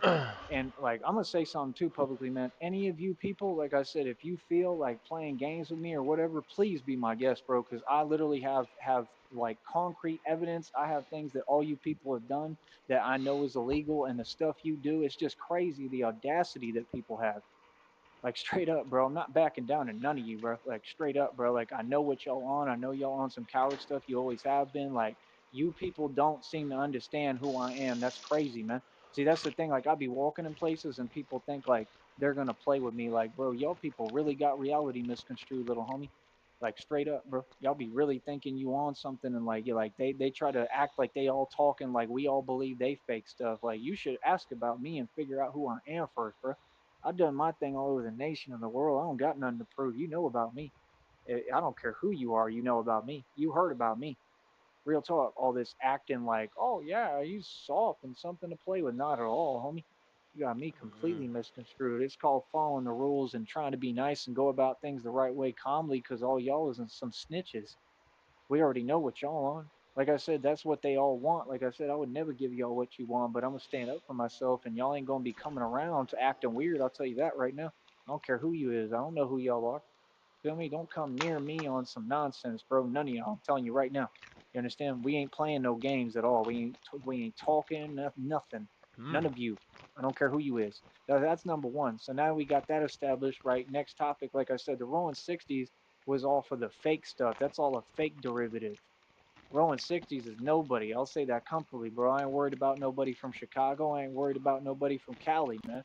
Talking about, oh yeah, it's something in the water, in the air in Chicago. No, Chicago is just full of ignorance. This is what happens when you take a people's culture and replace it with ignorance. This is the result that you get. It's kind of common sense. You understand? It's not out of the picture. It's not out of the loop. It's not new. It's exactly what happens when you, like I said, and this proves that my radio arguments have been true since day one. So if everything I've said has been true and 100% official tissue, how would anybody think like I said, how would that go into that restaurant thing?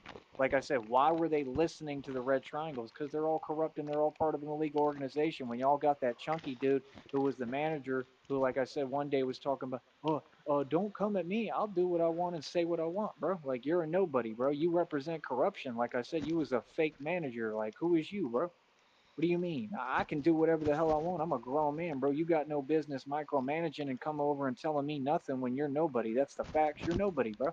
You make slave wage like everybody, bro. You're just another wage slave who takes orders, right? And like I said, the fact is you might end up doing jail time behind what you did because y'all lied on my name.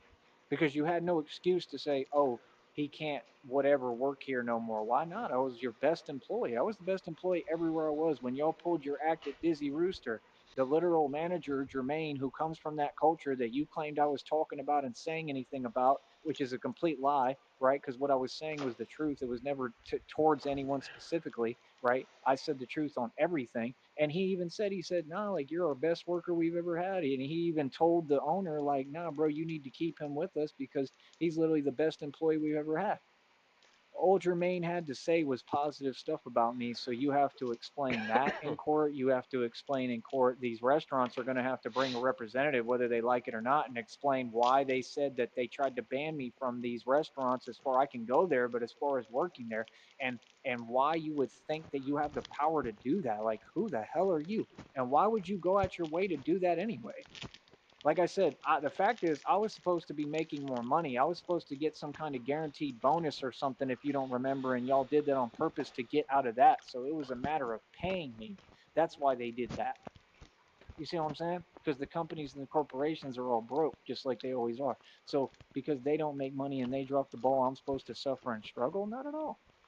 Not at all, bro. Not going down like that. So like I said, I'll be seeing everybody in court. Like I said, that includes the restaurants, the establishments. That probably means, I'll list them for you right now. That's probably Dave and Buster's. There's more than likely going to be a lawsuit with that, right? Then you've got that pizza place that I can't remember up there in Green Bay. That probably will be a lawsuit. Then you've got Longhorn Steakhouse up there in Green Bay. Same thing, probably will be a lawsuit. Then you've got even the Oneida Steakhouse. That's guaranteed to be a lawsuit, because their smart self wanted to sit there and actually allow you all, right? You know exactly what y'all did. Y'all tried to strong arm, and you told them, if you don't fire him, blah, blah, blah, we'll go public. And y'all were saying you were going to write like bad reviews on their website or something. Remember that? Remember? You thought that was smart? You thought that was a smart decision? Bro, that's a felony, bro. That carries like serious prison time, bro. And guess what? For them to allow you to do that, and allow themselves, because they weren't even intimidated, they were just narcs like you, so he would make it up an excuse, right? And his excuse was, he was saying, oh, you're bringing your own whatever independent issues, your own drama in here. Not at all. I never did that. I was standing up for myself against all y'all, and I literally had to tell him one day, because he would just talk delusion and say that things weren't happening, that weren't there. He would say that parts of the floor and stuff weren't clean when they were. He was completely delusional, right? So he was out of his mind, and he was working with y'all, and I can prove it in court. Yep. So all that acting nice stuff, you can go ahead and miss me with that, bro, because that dude, that individual, like I said, I let nothing go, bro. I forget nothing, man. People who try to violate me, you're going to lose every time, bro. It may not be today, it may not be tomorrow, it may be 40 years from now, but you're going to lose dealing with me. Trust me. I don't let nobody violate me in any way, shape, or form. That means verbally anything. People need to watch what they say to me. I'm not the one. I'm a real gangster. So like I said, at the end of the day, my whole deal is, I'm going to file a lawsuit on that company, right? And I'm going to be able to prove it all. So then what? Because either way, they got to hold y'all accountable for what you were telling the company, because those are called empty statements of illegal you-know-what, right? So then on top of that, right, what happens with everything else? I mean, I'm going to expose the fact that he was in on it with y'all, right, and he participated in that. Come on, bro. I mean, how are you going to not help a guy that I had nowhere to go out there in Green Bay, nowhere?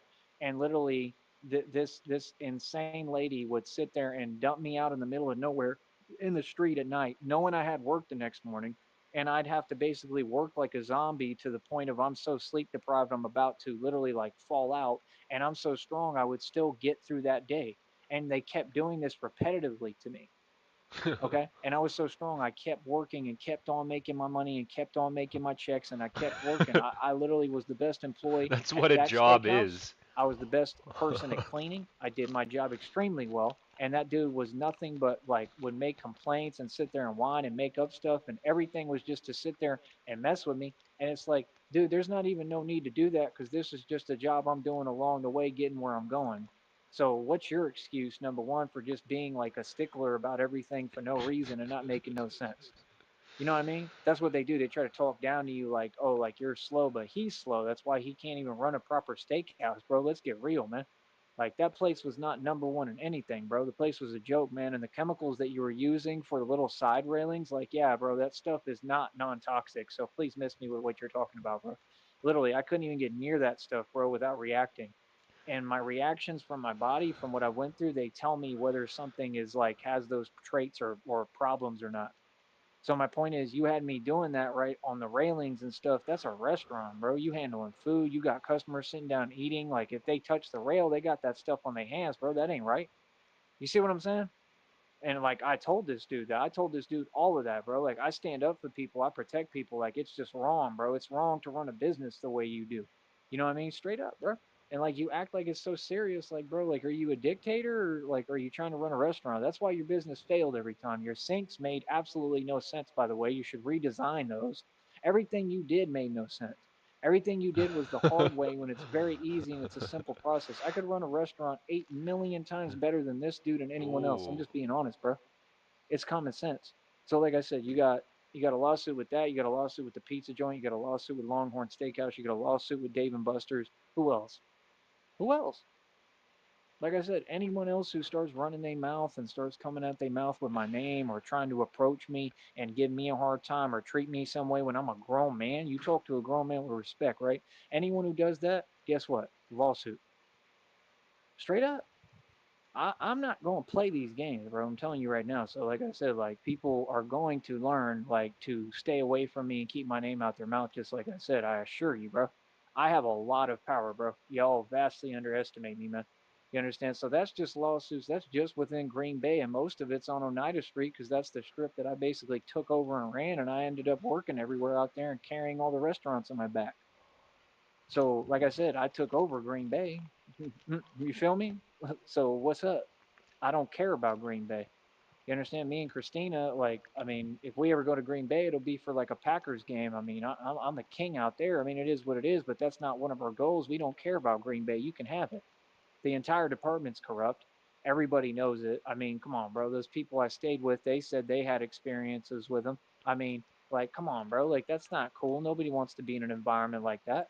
Like, that's my question to people like that. Like, why do you put up with it? And then it's like, they were the same way, so that's why. And I stood up to them too. And I got the best of them too. Like, nah, bro, you're not going to treat me any kind of way and then expect me to just be cool and go along with it. So I got out and that was it. And I just left and, left them to do whatever. You know what I mean? I don't care about them. I don't care how they feel. Not at all. Oh, and they were getting what they deserved anyway, because I heard like one of their relatives got into some huge, you know what? Yeah, like straight up, like with a car or something like that. Yeah. And then like they went to like prison or something like that. And it's like, well, why do you think these things are happening? It's called bad karma because that's what you're creating, like with how you're treating your tenant, the way they treated me. It's enough that you have me in a basement. You know what I mean? I mean, that's enough right there. But I mean, I liked being down there. That wasn't the issue. But then just the fact of the way you treated me, and then you're like, oh, well, first it's that's what they do. They change things. So first it's, oh yeah, you can eat the food, have whatever you want. Then it's, oh, you better not be eating my stuff when it comes to the other sister or something like that. You know what I mean? So it's like, this is what they do. They play these games. And I just don't play these games. Like when you say something is one way, that's it. And that was the same thing with these people here. It's the same thing. Like one guy I talk to, he's nice. I talk about something. We come to a conclusion. We come to an agreement. No problem. You understand? I'm already telling you what I'm doing. I'm out. I'm going to do my own thing. You know what I mean? And then you got, like I said, other people approaching me. That's a felony, bro. It's a crime. You got no business approaching me at all, bro, if I already had a conversation with somebody. So whatever conclusion we came to with that, that's it. You don't get to go change that, much less tell a grown man what to do, what, and why are you following me around like you running anything? I don't need your help to do nothing. You understand? Like that's what I'm saying. Like it's just all like completely against my intelligence. Like I don't have time for that, bro. I don't play these games, bro. Like I said, it's okay because, like, trust me, everybody's gonna realize this real quick, as if they don't already know. They already know, bro. Nah, bro, you don't understand. Like, I have the power to go on like a legal tirade. Like, a tirade means like just not stop with like pure power, with justice and righteousness. Like, nah, bro, you don't understand. I can talk. And when I talk, right, it can bring a lot of effective results. Like I said, I can already think of one dude off top that, like I said, the Red Triangles, I know you issued him some form of little payment with your little money that you can't afford a hot dog with, right, to pretend that he fired me. I'm pretty sure he lost both jobs. Okay. So that's an example right there. And I talked about it and I exposed it publicly. And then people around those same areas in those establishments, they actually say right there that, yeah, people were trying to slander the Batman. So people know a little bit of what you were doing. Why? Because they listen to the channel and they hear me talk about it publicly. And I talked about you and I called you out publicly and you backed down, right? You back down every which way but sundown. Everybody knows that about you, so everybody sees you as a coward. So you can't even come around no more. Let's just get real. That's the truth. I don't be seeing that fool, right? And that's exactly what I said. Like, nah, bro, like you should, you got to, take that somewhere else, bro. Straight up. Like, you know what I mean? I don't care where you go, but get out of here. Real talk. Like, move, go somewhere else. You're gonna have to move somewhere else. You feel me? That's exactly what happened, obviously. I ain't seen that fool nowhere, bro. And trust me, like he's terrified of me. You know what I mean? So, like I said, I mean that's what happens. When you got people playing these internet games and they making their phone calls and calling people and telling them, oh yeah, you'll get away with saying this to them, but they don't care about you. They don't know how I'm gonna react. You know what I mean? They don't know me. They don't know nothing about me. And if anything, they know that I don't tolerate disrespect. So they putting you, some stranger, in a bad situation out the gate, and you the one who's not smart enough that you take their bait. You get what I'm saying? So like I said, I won that whole thing. I mean, what else? I mean, pretty much all of them. I mean, they all lost their job. Actually, all of them. All of them are like had to go somewhere else, bro. Like everything is new now. Everything is brand new with better people. You feel me? So it's like, I mean, right there, I can name that's about hell, at least probably 5 people offhand that lost their job playing games with me.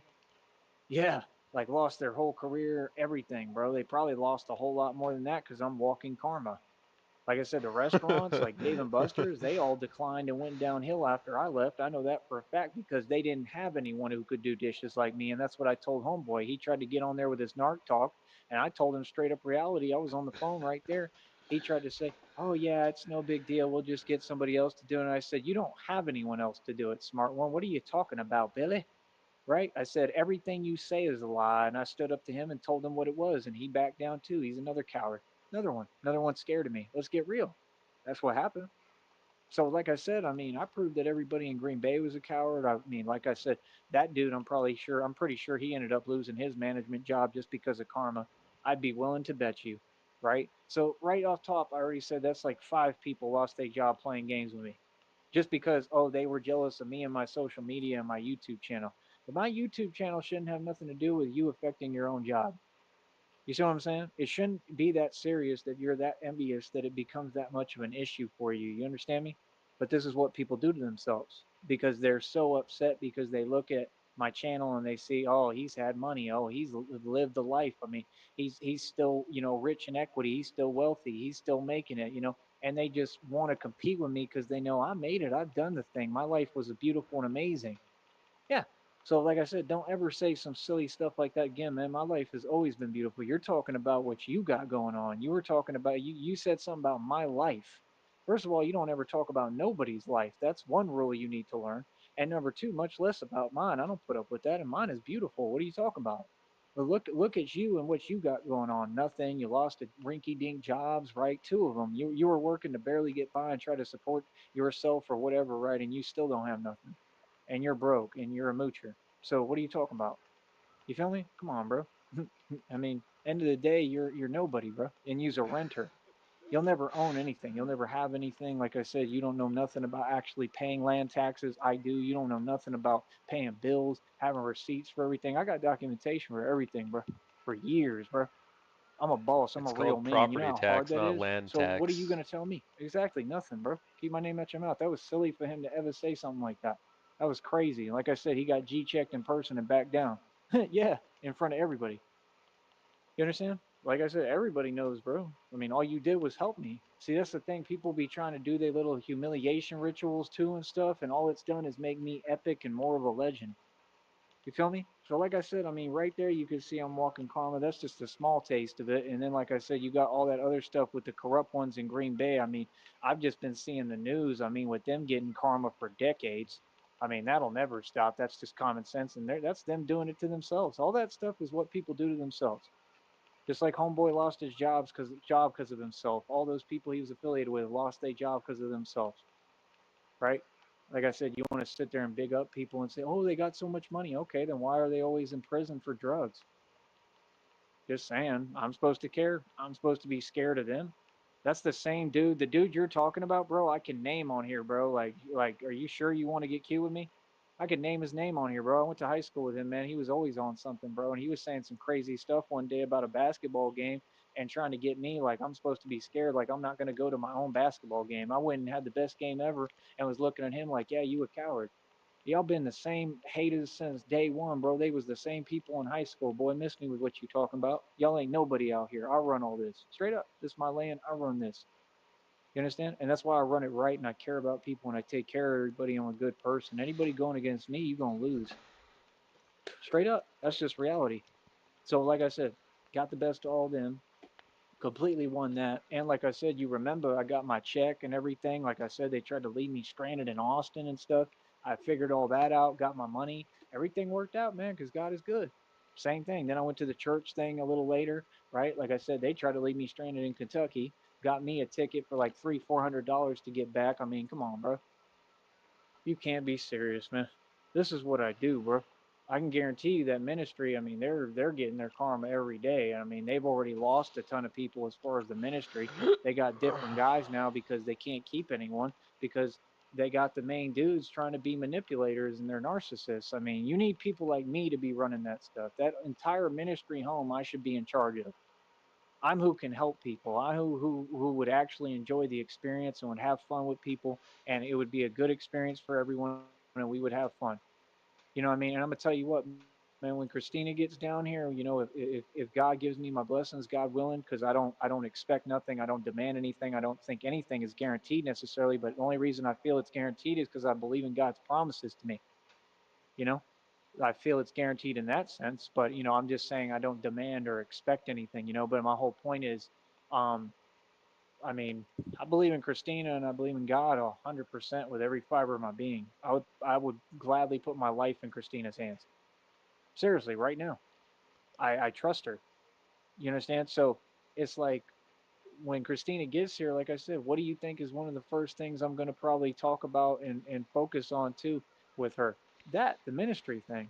You can open your own ministry home, bro. That's what y'all don't get. You don't have to, I don't think you have to graduate their little program to do it. If you, I mean, I know you don't if you got money. If you got money, you could just do it yourself and you could be independent too. You see what I'm saying? So my whole thing is like, that might be something we end up doing. That would be fun for her and I. We don't always have to be there either. You know what I mean? Like we don't have to be in the house, but that way I can make sure it's run right. And if anybody does anything slightly wrong, guess what? You're fired and that's it. You lose your job. You know what I mean? I don't care if you're a pastor or whatever. I don't care how long you've been with the program, whatever. The minute you start treating people in any kind of way, I find out like you got to go find another job or another ministry to work for because nobody's going to take you anyway. You know what I mean? That's, I'm talking about like people like Raul, bro, like people who are demonically possessed. He's possessed, literally. They got possessed people running around that ministry home, bro. He would stop in front of me standing, his eyes would change, bro. Y'all think I'm joking about this, man. This dude was possessed, bro, in front of me, and the demons looked at me twice in there. I had 2 supernatural experiences with demons inside of people. The demons in the Homeboy looked at ministry. me and stopped and stared at me, and his eyes changed, literally like glazed over like a demon. Okay? And they would just stop and stare at me, showing me like the devil was showing itself like that, here I am. This is how much of a gift I have that Oh, I that's actually awesome. create like what do they call it? Exorcisms without trying. That's what y'all don't understand. I exorcise demons, bro. Without trying, with my presence. I come from the literal bloodline and DNA of Jesus himself, bro. You people are funny as hell to be playing with me, bro. You have any clue who you're dealing with, bro? You're dealing with the real Messiah, bro. There is no answer for me. That's what you don't get. So, like I said, if you haven't figured that out by now with all the evidence and years of people throwing everything they can at me and trying to stop me, I give up, man. I'm really, really the divine one. I'm the chosen one. There's only one chosen one on this planet. It's me. You understand? So, you know, like I said, my whole deal is it happened with him and then it happened with that Mark dude, the Mark that's constantly within that Bible stuff. He just keeps redoing it and redoing it. That dude is a grown man. He has kids. He refuses to take care of them.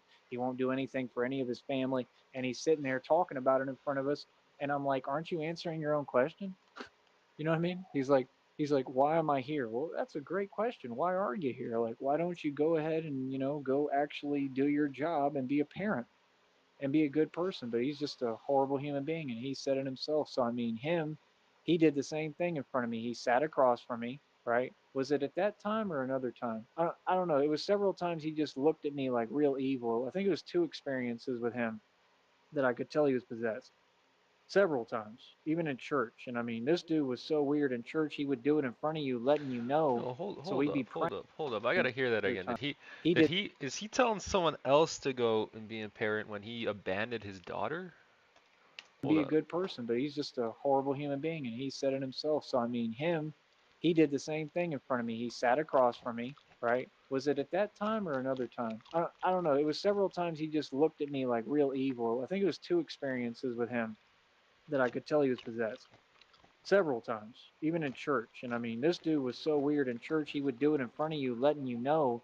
So we'd be praying, and he would start saying like demonic stuff, and he would claim to be so religious and all about God, but yet the pastor would say something like that, when you say the word of God or whatever, that demons flee, and he'd sit there and be like, no, we don't. Like, you don't play like that, man. And I just know it wasn't a joke or a game. You get what I'm saying? It was something that was very real, right? And it was something that he was really possessed. So like it was a natural response. It wasn't no fake stuff. He wasn't faking that. You know what I'm saying? So like I said, at the end of the day, you just got to understand. I mean, I've been walking karma for everyone, man. I mean, like I said, all that went downhill when I left. I mean, to think that they haven't gone through massive karma is unreal. I mean, Miguel don't even talk no more. He doesn't even say anything. So I mean, I can wonder why. And like I said, they know they're guilty of theft. They owe me a laptop. They owe me my diamond rings. They owe me all the stuff that I had on me when I came in that house, which was quite a few different things. And some of them I needed like for me, for me being Batman, and so it's like, they owe me money. You understand that pastor, he could say whatever. I mean, I'm not even going to talk about him. I mean, like I said, all these are examples of reality and justice and karma, all of them. Him, that other lady, Geneva, all those people. I can guarantee all those people are going through severe karma because every move they were making was wrong. And I think they were sending Geneva out to that same shelter that I went to right in Lexington. I had to walk 3 hours from the racetrack that uses forced slave labor, taking advantage of people, right? And I walked 3 hours, went to that shelter in Lexington. And like I said, I think they were sending Geneva out there because somebody was telling me that some lady like her was coming up and asking them. So they were trying to recruit and bring people back to Texas. How evil is that? How does that even make sense? So y'all just like completely take advantage of people. You know what I mean? Well, literally, I was there. Like that doesn't even make sense. Like, how you going to try to recruit people to go back to Texas? But like I said, you have every ability to get me back to Texas, but they refused to do so, and then tried to make a chicken, what excuse? Right there, that's a lawsuit on that ministry. Yeah, you could sue a ministry. You could sue pretty much just about anybody if you want to be realistic. So I mean, end of the day, I mean, it just is what it is. I don't know what else to tell you. It's not going to change. You know what I mean? And it's pretty self-explanatory. Feel me? So I mean, like I said, end of the day, I mean, how many more examples do you really need? This is just like in high school. I mean, even in colleges, man. I mean, I've seen karma come from every single angle. I've seen karma come when it doesn't matter who it is. I've seen karma come for every different person, bro. I've seen it come for millions of people, bro. You know what I mean? And a lot of people, they just kind of live out their karma for years and decades. You know what I mean? I see it on YouTube. I mean, you see the karma coming on here. You know what I mean? I mean, literally, and like, I saw an image the other day. It said like, this is what God is going to do to your enemies, and that's pretty much what's been happening. You know what I mean? I mean, you got to really take into account and understand. I mean, the whole world just looks like it's falling apart because all these people are finally getting their karma. And what did I predict ahead of time? I called it what? A karmic storm. That's what's happening right now. And you're just barely getting towards the eye of the storm. I don't even think you're there yet. Well, there's a lot more that's going to happen. It's pretty obvious. So all those rappers, they're all getting what they deserve. They're not good people. They sold their soul to the devil, and their little hip hop concerts are literal demonic rituals, and they're making sacrifices. So I mean, it's common sense. You would get what you deserve. The fact is, you know, we see this stuff. I mean, what do you expect? People to feel sorry for you? People don't feel sorry for evil people getting what they deserve. They just don't, unless something's wrong with them and they're evil too. You're not supposed to feel sorry for evil people getting what they deserve. They chose that route. They chose to do it to themselves. I don't care about you rappers. I'm sorry, I don't. I care about everyone, you know what I mean? Like, I'll pray for you, but I mean, like I said, you're evil. I mean, there's really no point in doing so. Evil people get what they got coming. That's the way of the world. That's how it needs to be. That's how it's supposed to be. So, I mean, there's stuff with like Sauce Walka and all them. I don't even know who Sauce Walka is, man. I heard his name. He's another dude looking for fake clout. And that's how y'all literally live. Like, they live like they never seen money ever in their life. Like, they literally is more about money than they own freedom. Like, how you going to chase bands and talk about racks but never have your freedom to be able to enjoy your money? That's just silly, man. They all living on a whim, living on a prayer. But how you going to live on a prayer without God? You feel me? I mean, like I said, I see everything, man. I'm paying attention to everything, man. I don't really go into the names too much because I don't like talking about it. You feel me? It's every day, man. Stuff like that happens every day, bro. I saw the thing with George Foreman, with the boxer. I saw all that. You know what I'm saying? It's just every day, man. It's every day. It is what it is. So, I mean, it's like at this point, like I said, what do you have to lose in the first place? I mean, you know, it's everybody, man. Everybody's going through something, especially, you know, the evil people. You know what I mean? I'm not saying everything is karma. Some of it is just Where what the it is fuck and did I just just see natural, that? probably. But I mean, a lot of it is karma. Oh, You it's a know, my whole photo point down. is, what does any of us have to lose then? I mean, if this is what's happening worldwide, what would we have to lose? That's why I don't understand why you people want to get online and play games. What the Bro, I'm fuck? 35.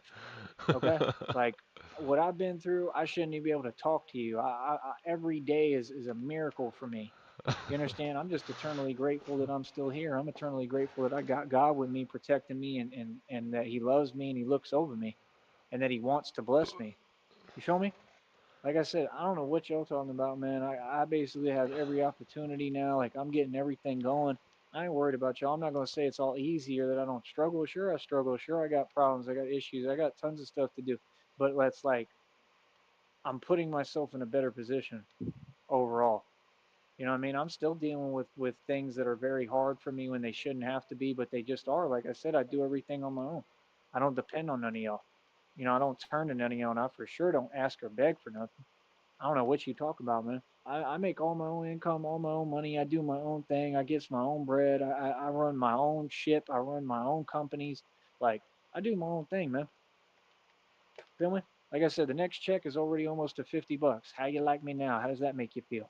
Right? And that's just the next check. Like I said, we stay consistently making bread on here. You see my views is out of this world. Put up a video, it's short, within 2 seconds. It did like almost 500 views again. Right? The other one was doing almost like 200. This was within seconds, bro. You know what I mean? I got to look again and see where the other one is at. So, I mean, we stay winning over here. I don't know how y'all do things, but we stay winning over here. Batman don't play no games. We stay winning, legitly, literally. And that's all we do is take W's and win. You feel me? So, like I said, the whole thing is now I'm doing actual full restaurant reviews. Okay? So, if you don't understand what that means, well, that ain't my problem. Okay?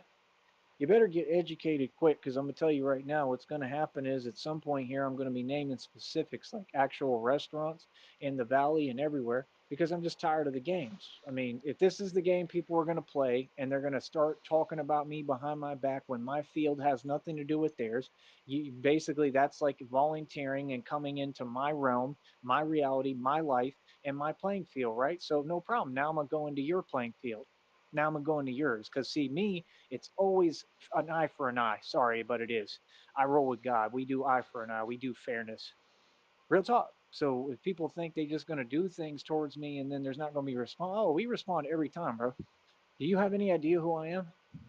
So like I said, now I can talk about any establishment, any restaurant publicly, right? I was trying to be nice, but now it's that time. Like, now I can literally expose you publicly. I can call out your restaurant publicly and say, this individual is not doing their job. This individual is committing felonies at work. This individual is bothering me. I could do all of that, bro. So like I said, are y'all sure that you want to be cute with me?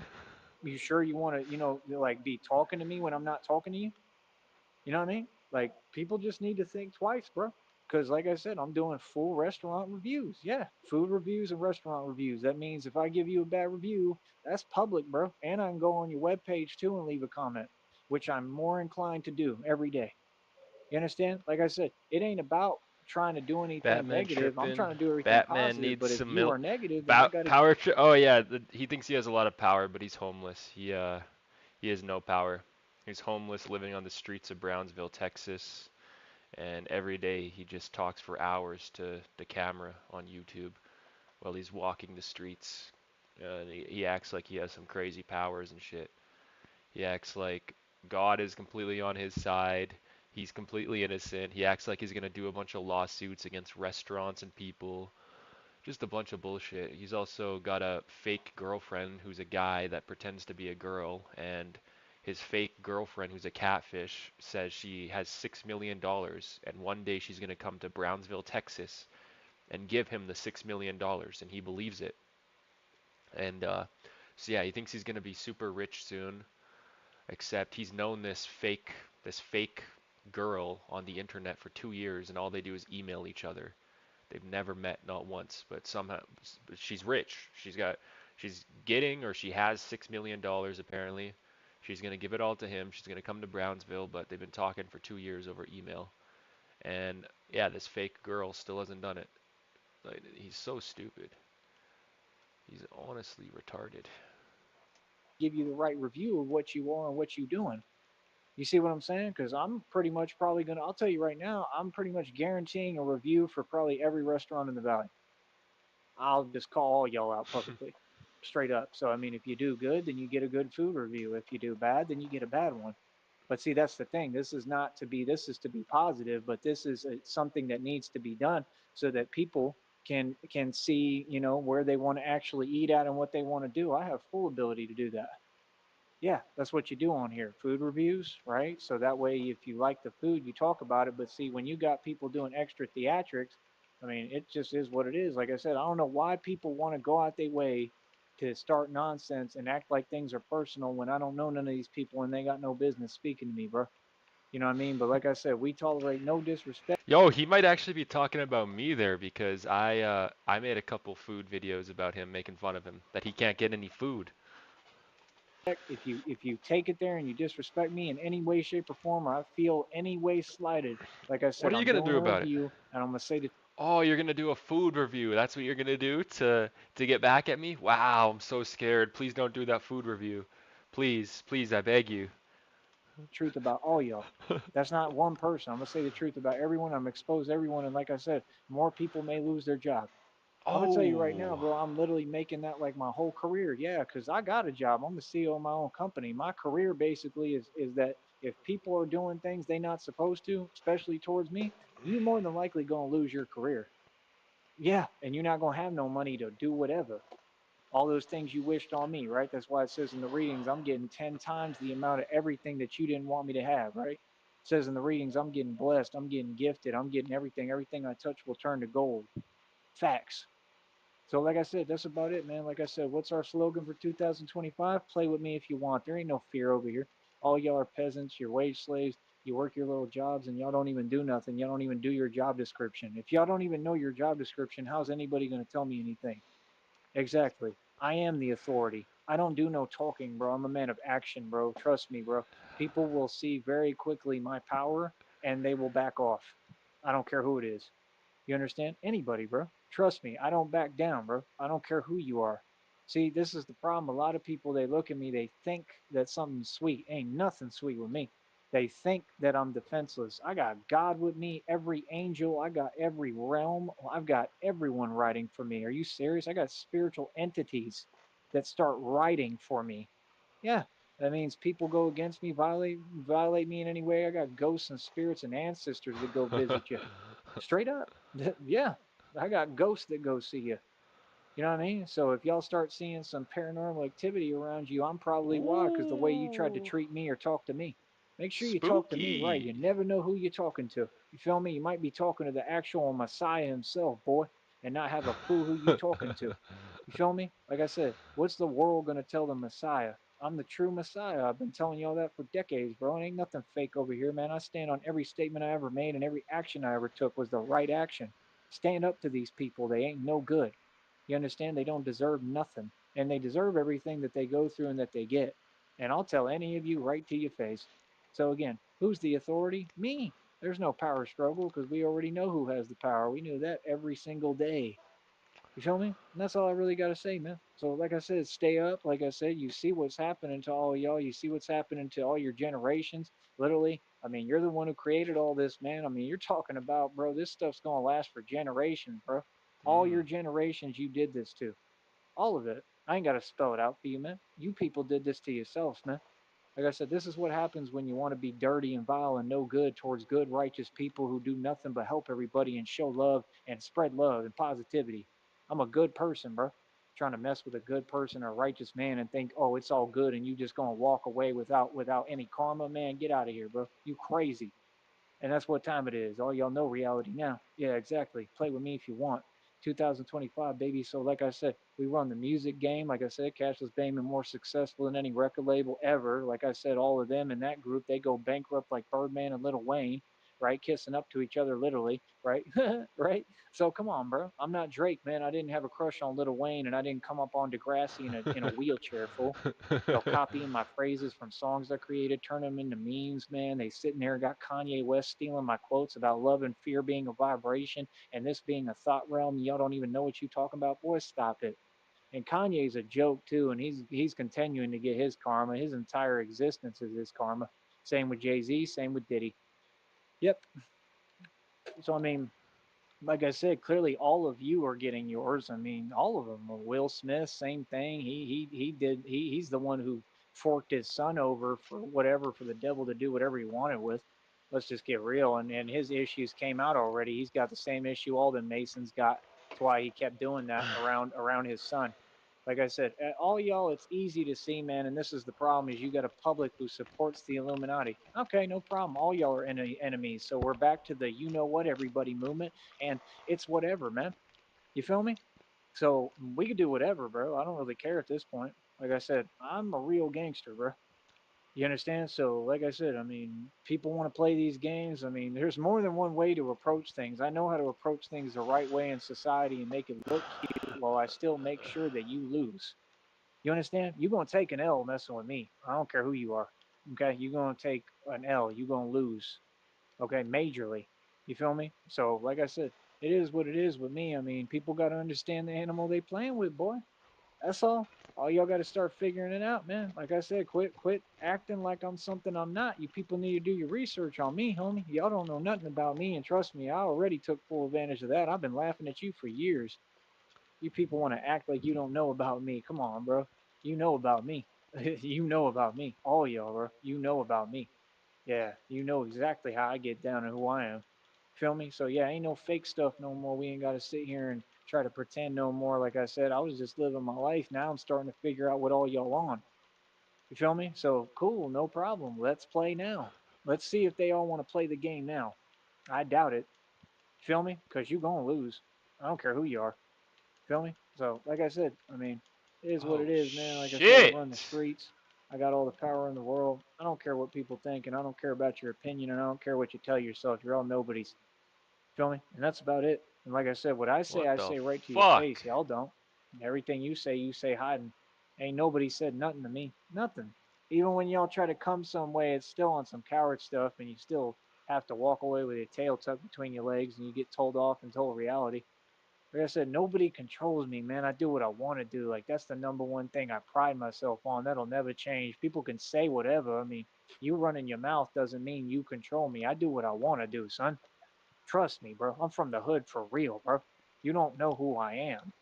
Sitting there barking up the wrong tree. You don't have a clue who you talking to, man. It's like I said, quit misconstruing me because I look better than Justin Bieber did in his prime. Please stop that. Please stop acting like I'm just some cute white boy. Oh, I'm beautiful. I know it. Trust me. Wait till y'all see me tomorrow. Yeah, you're going to see. Don't worry. I keep everything a surprise for y'all, man. I always look good. On my, I look fine. I look good. Come on, bro. Y'all ain't talking about nothing.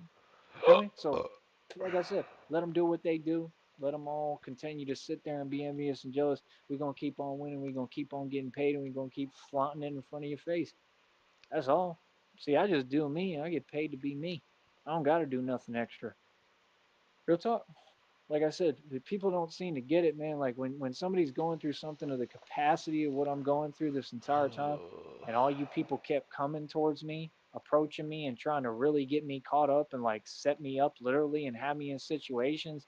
Do you understand what game you're playing?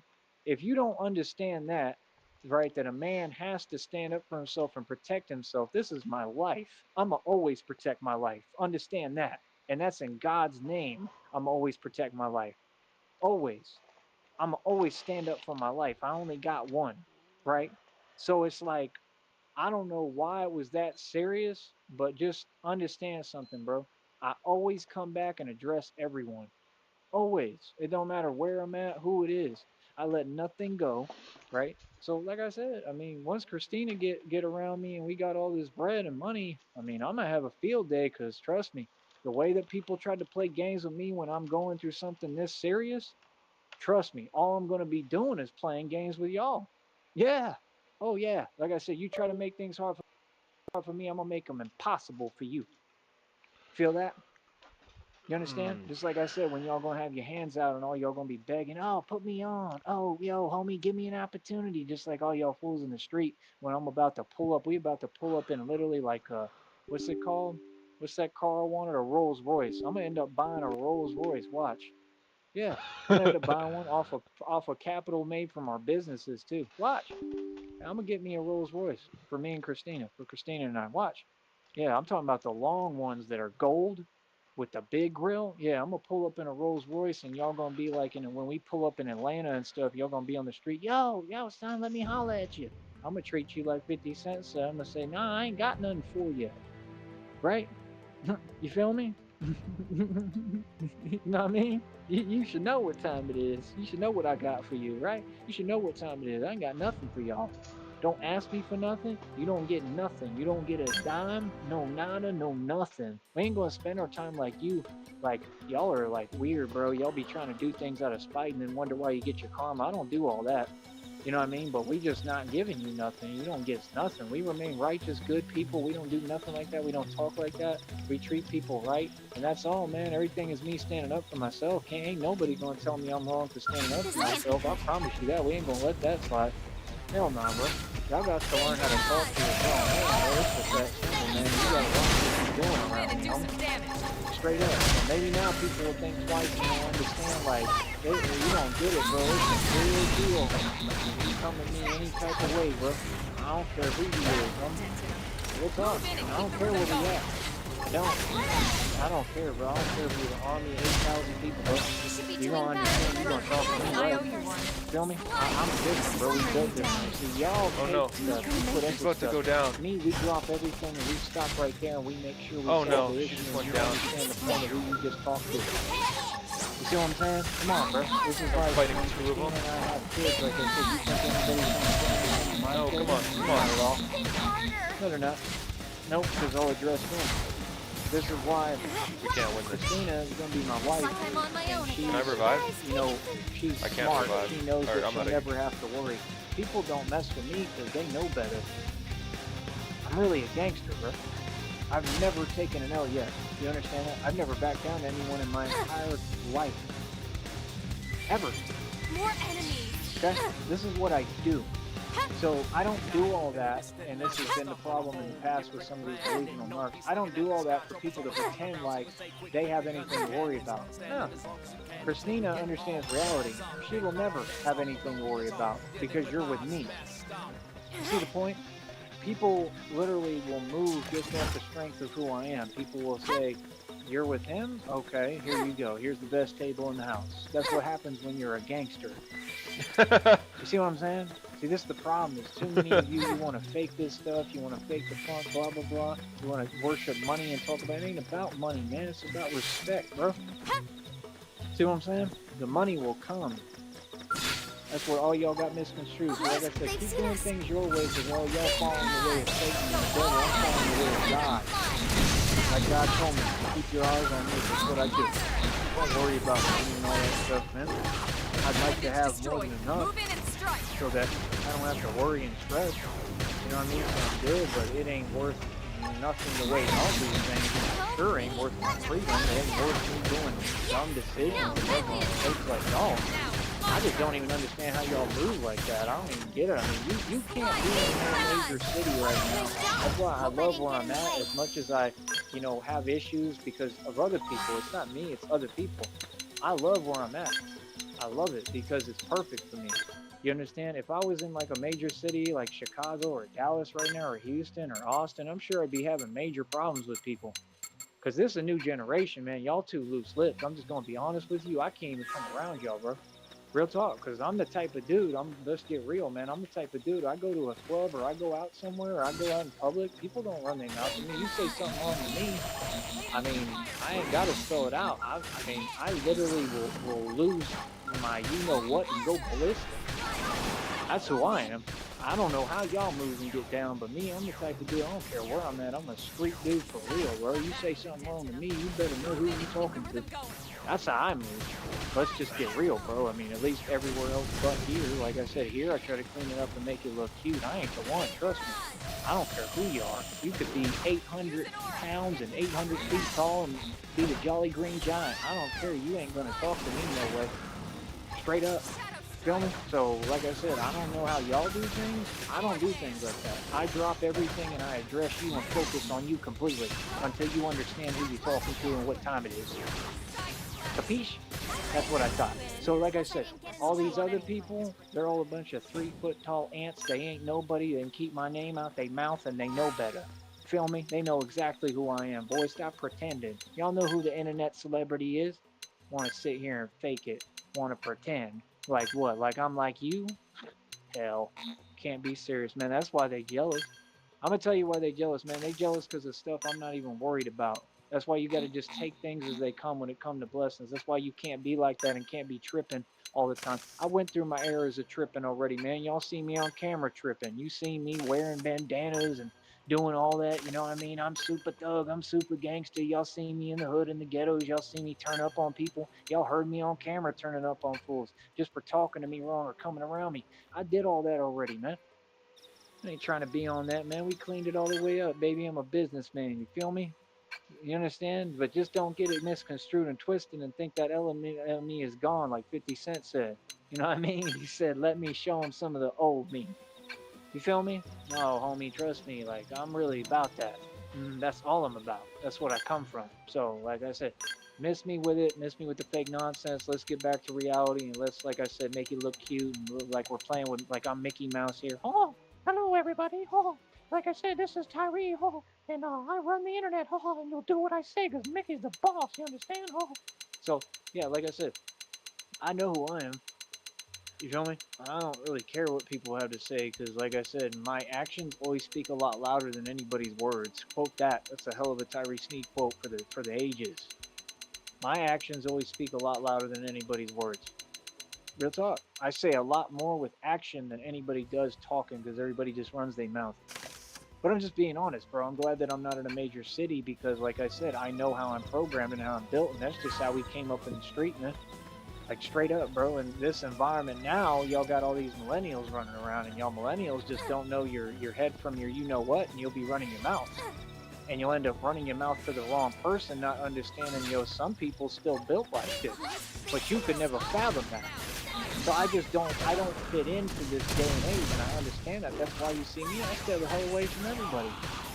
And talking to me, like, straight up, I ain't got to slow it out for you, man. It's a problem for anybody, bro. You shouldn't be talking to me at all. It ain't good for you. Straight up. I'm not the one, bro. You know what I mean? Like I said, all these other civilians and people, talk to them, man. You have a good conversation with them, I'm sure, bro. Talking to me, you better know who the hell you talking to. And you better have a damn good reason. I'm not somebody people can just approach and talk to. I'm just not. I've never moved like that in my entire life. I'm not starting now, bro. Like, yeah, I'm trying to be approachable and nice for the public. If you a fan and you just a good person showing love, no problem, bro. I'll be cool with you. You know what I mean? But when it comes to anything else, like, no, bro, people gotta watch how, like, I'm just being honest. People don't talk to me like that. They should just understand, like, like, why are you talking to me at all? That's all. You should understand what you're looking at when you're talking to me, the situation. I'm a gangster, bro. An actual gangster. I mean, do I have to spell it out? You know, like I said, I mean, you know, like I said, all these other people are, you know, they play cute games with me. Let them play dress up. You know, it's just like in the street. If a dude want to play dress up and pretend he's Batman, that's cool. But you start perpetrating like you're doing what I'm doing, yeah, we're going to have a conversation. Common sense. Because you ain't going to mess with my lane of what I really do. You get what I'm saying? I mean, people got to give me credit. I took everything. I come from everything negative. I come from everything hard, tough, and bad, and rough, rugged, and raw. And I took it and I put it into something positive, and it helps people. It helps the youth. It helps, you know. I mean, I got kids walking around, bro, with their families saying Batman, and you know, and waving, and they happy. I mean, come on, bro. That stuff makes my day, man. I told Christina, and she's like, "Oh, that's cute." Like, I'm glad that it makes people happy. So I take my pain and my suffering and everything I've been through as a real street gangster, and I take that and I morph it into something that helps people. You got to give me credit, and if not, you just not a good person. Feel me? That's why people love me, because I think they understand and know, like, that dude's probably been through hell and back, because I have. Hell, you couldn't even imagine. And probably say, at least he's got enough heart that he still is positive and wants to help people. That's what people don't see. They don't see how hard my walk is. It takes heart to do what I do, bro. It takes heart to hold on with what I've been going through physically this entire time. It takes heart to keep getting up every day at all and doing anything and trying and saying, I'm going to give my all even though I can't breathe. Okay? You don't have a clue what walking in my shoes is. You couldn't fathom for a millisecond what the hell I've been through and overcome. Keep my name out your mouth. You got that? I'm not the one. I'm not these other people. And that's about it. Okay, pumpkin? Alright. So, like I said, y'all go ahead and, you know, pretend and tell yourself your delusion and pretend it's all sweet and all cute like a little sugary plum. I don't really care what you do because you're all nobodies. Okay, but when it comes to me, you say my name in a conversation, make sure you sprinkle some respect on it. You understand? Because you don't have a choice, because that's how I get down and that's who I am and you know about me. I'm just being honest, bro, especially in the Valley, man. You can't be serious, bro. I done did too much in the Valley, man. Let's just quit the games and get real. I did too much. I got too many stripes in the street. I done stood up to too many fools. I've showed up and showed out. People know about me. So yeah, like I said, miss me with the nonsense, bro. We're not gonna play extracurricular games because now people are spoiled and entitled and they're millennials and they don't know who the hell they're dealing with or talking to. We're not doing that. No, we're not. I'm 35 years old, bro. Come on, bro. I'm gonna be 36 July 21st of this year. Man, I'm excited. I'm excited about it because the way I'm seeing it, I'm like, man, if I get to 40, I'm gonna be the strongest. I'm already the strongest man in the world. I'm going to be even stronger. Any time that goes by, I just plan to get stronger. I really do. Because that's all I know how to do. So, I mean, God willing, you know what I mean? I'll just get stronger and keep going and pressing. You know what I mean? Like I said, it is what it is, man. But yeah, like I said, I just love life. And I'm just glad that I'm able to be positive. I'm happy that I have Christina, you know, at least to talk to me online for now. And I'm just happy that she's walked into my life and she's going to...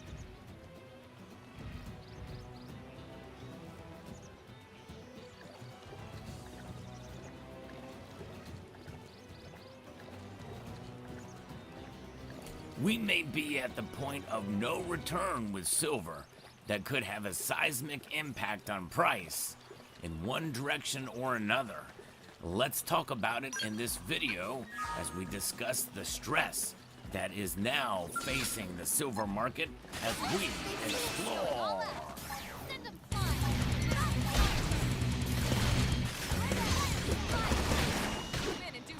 We have never been here with regards to silver, which means that a number of different things could happen. I like to be as realistic as I can on silver because you never know, and we're in uncharted territory to some degree. But there's a piece by Bloomberg News that is very bullish on where silver's price could go. And we're going to entertain that possibility and try to bring some counterbalance to this as well as we get into it. Now, when we are buying silver, we must do so with the most information we can digest and absorb as to what's going to happen down the road with silver's price. This is why I always like to be very careful in my analysis because I don't want to lead anybody astray, that's for sure. Nonetheless, we have seen a lot of impact already in the silver market. So we have evidence on our side. Silver's price just recently got to $34 an ounce, and it has pulled back since then. But I think that likely, with 2 rate cuts coming down the road, we're going to see silver prices be bolstered and probably go up anyways. But this is outside of what I'm going to be talking about here. Summit Metals is the sponsor of the channel. Do your research before you buy precious metals from any firm, any company. But check out Summit Metals. I think you'll be very pleased with the pricing and the service over at summitmetals.com as you shop around. The silver market faces mounting stress as trade war concerns intensify with higher rates to borrow the silver, adding to signs of a global dislocation. The surge in these lease rates for the precious metal has become the largest sign of alarm, with anxiety building over the impact of further tariffs from Donald Trump, from the President of the United States. That sparked a dash to ship silver into the United States in a bid to capture premium prices in New York. Let's go. Possibly causing a squeeze in London. I think that's pretty well been solidified that there's a squeeze right now in the London market. We talked about that here with the LBMA stocks. But these lease rates are at highs that we've not seen, at least as long as I know of, for the past 4 or 5 years and then some. Precious metals, gold and silver, have been upended this year as Trump challenges the global trade order. That spurred demand for havens and also opened up rare pricing dislocations between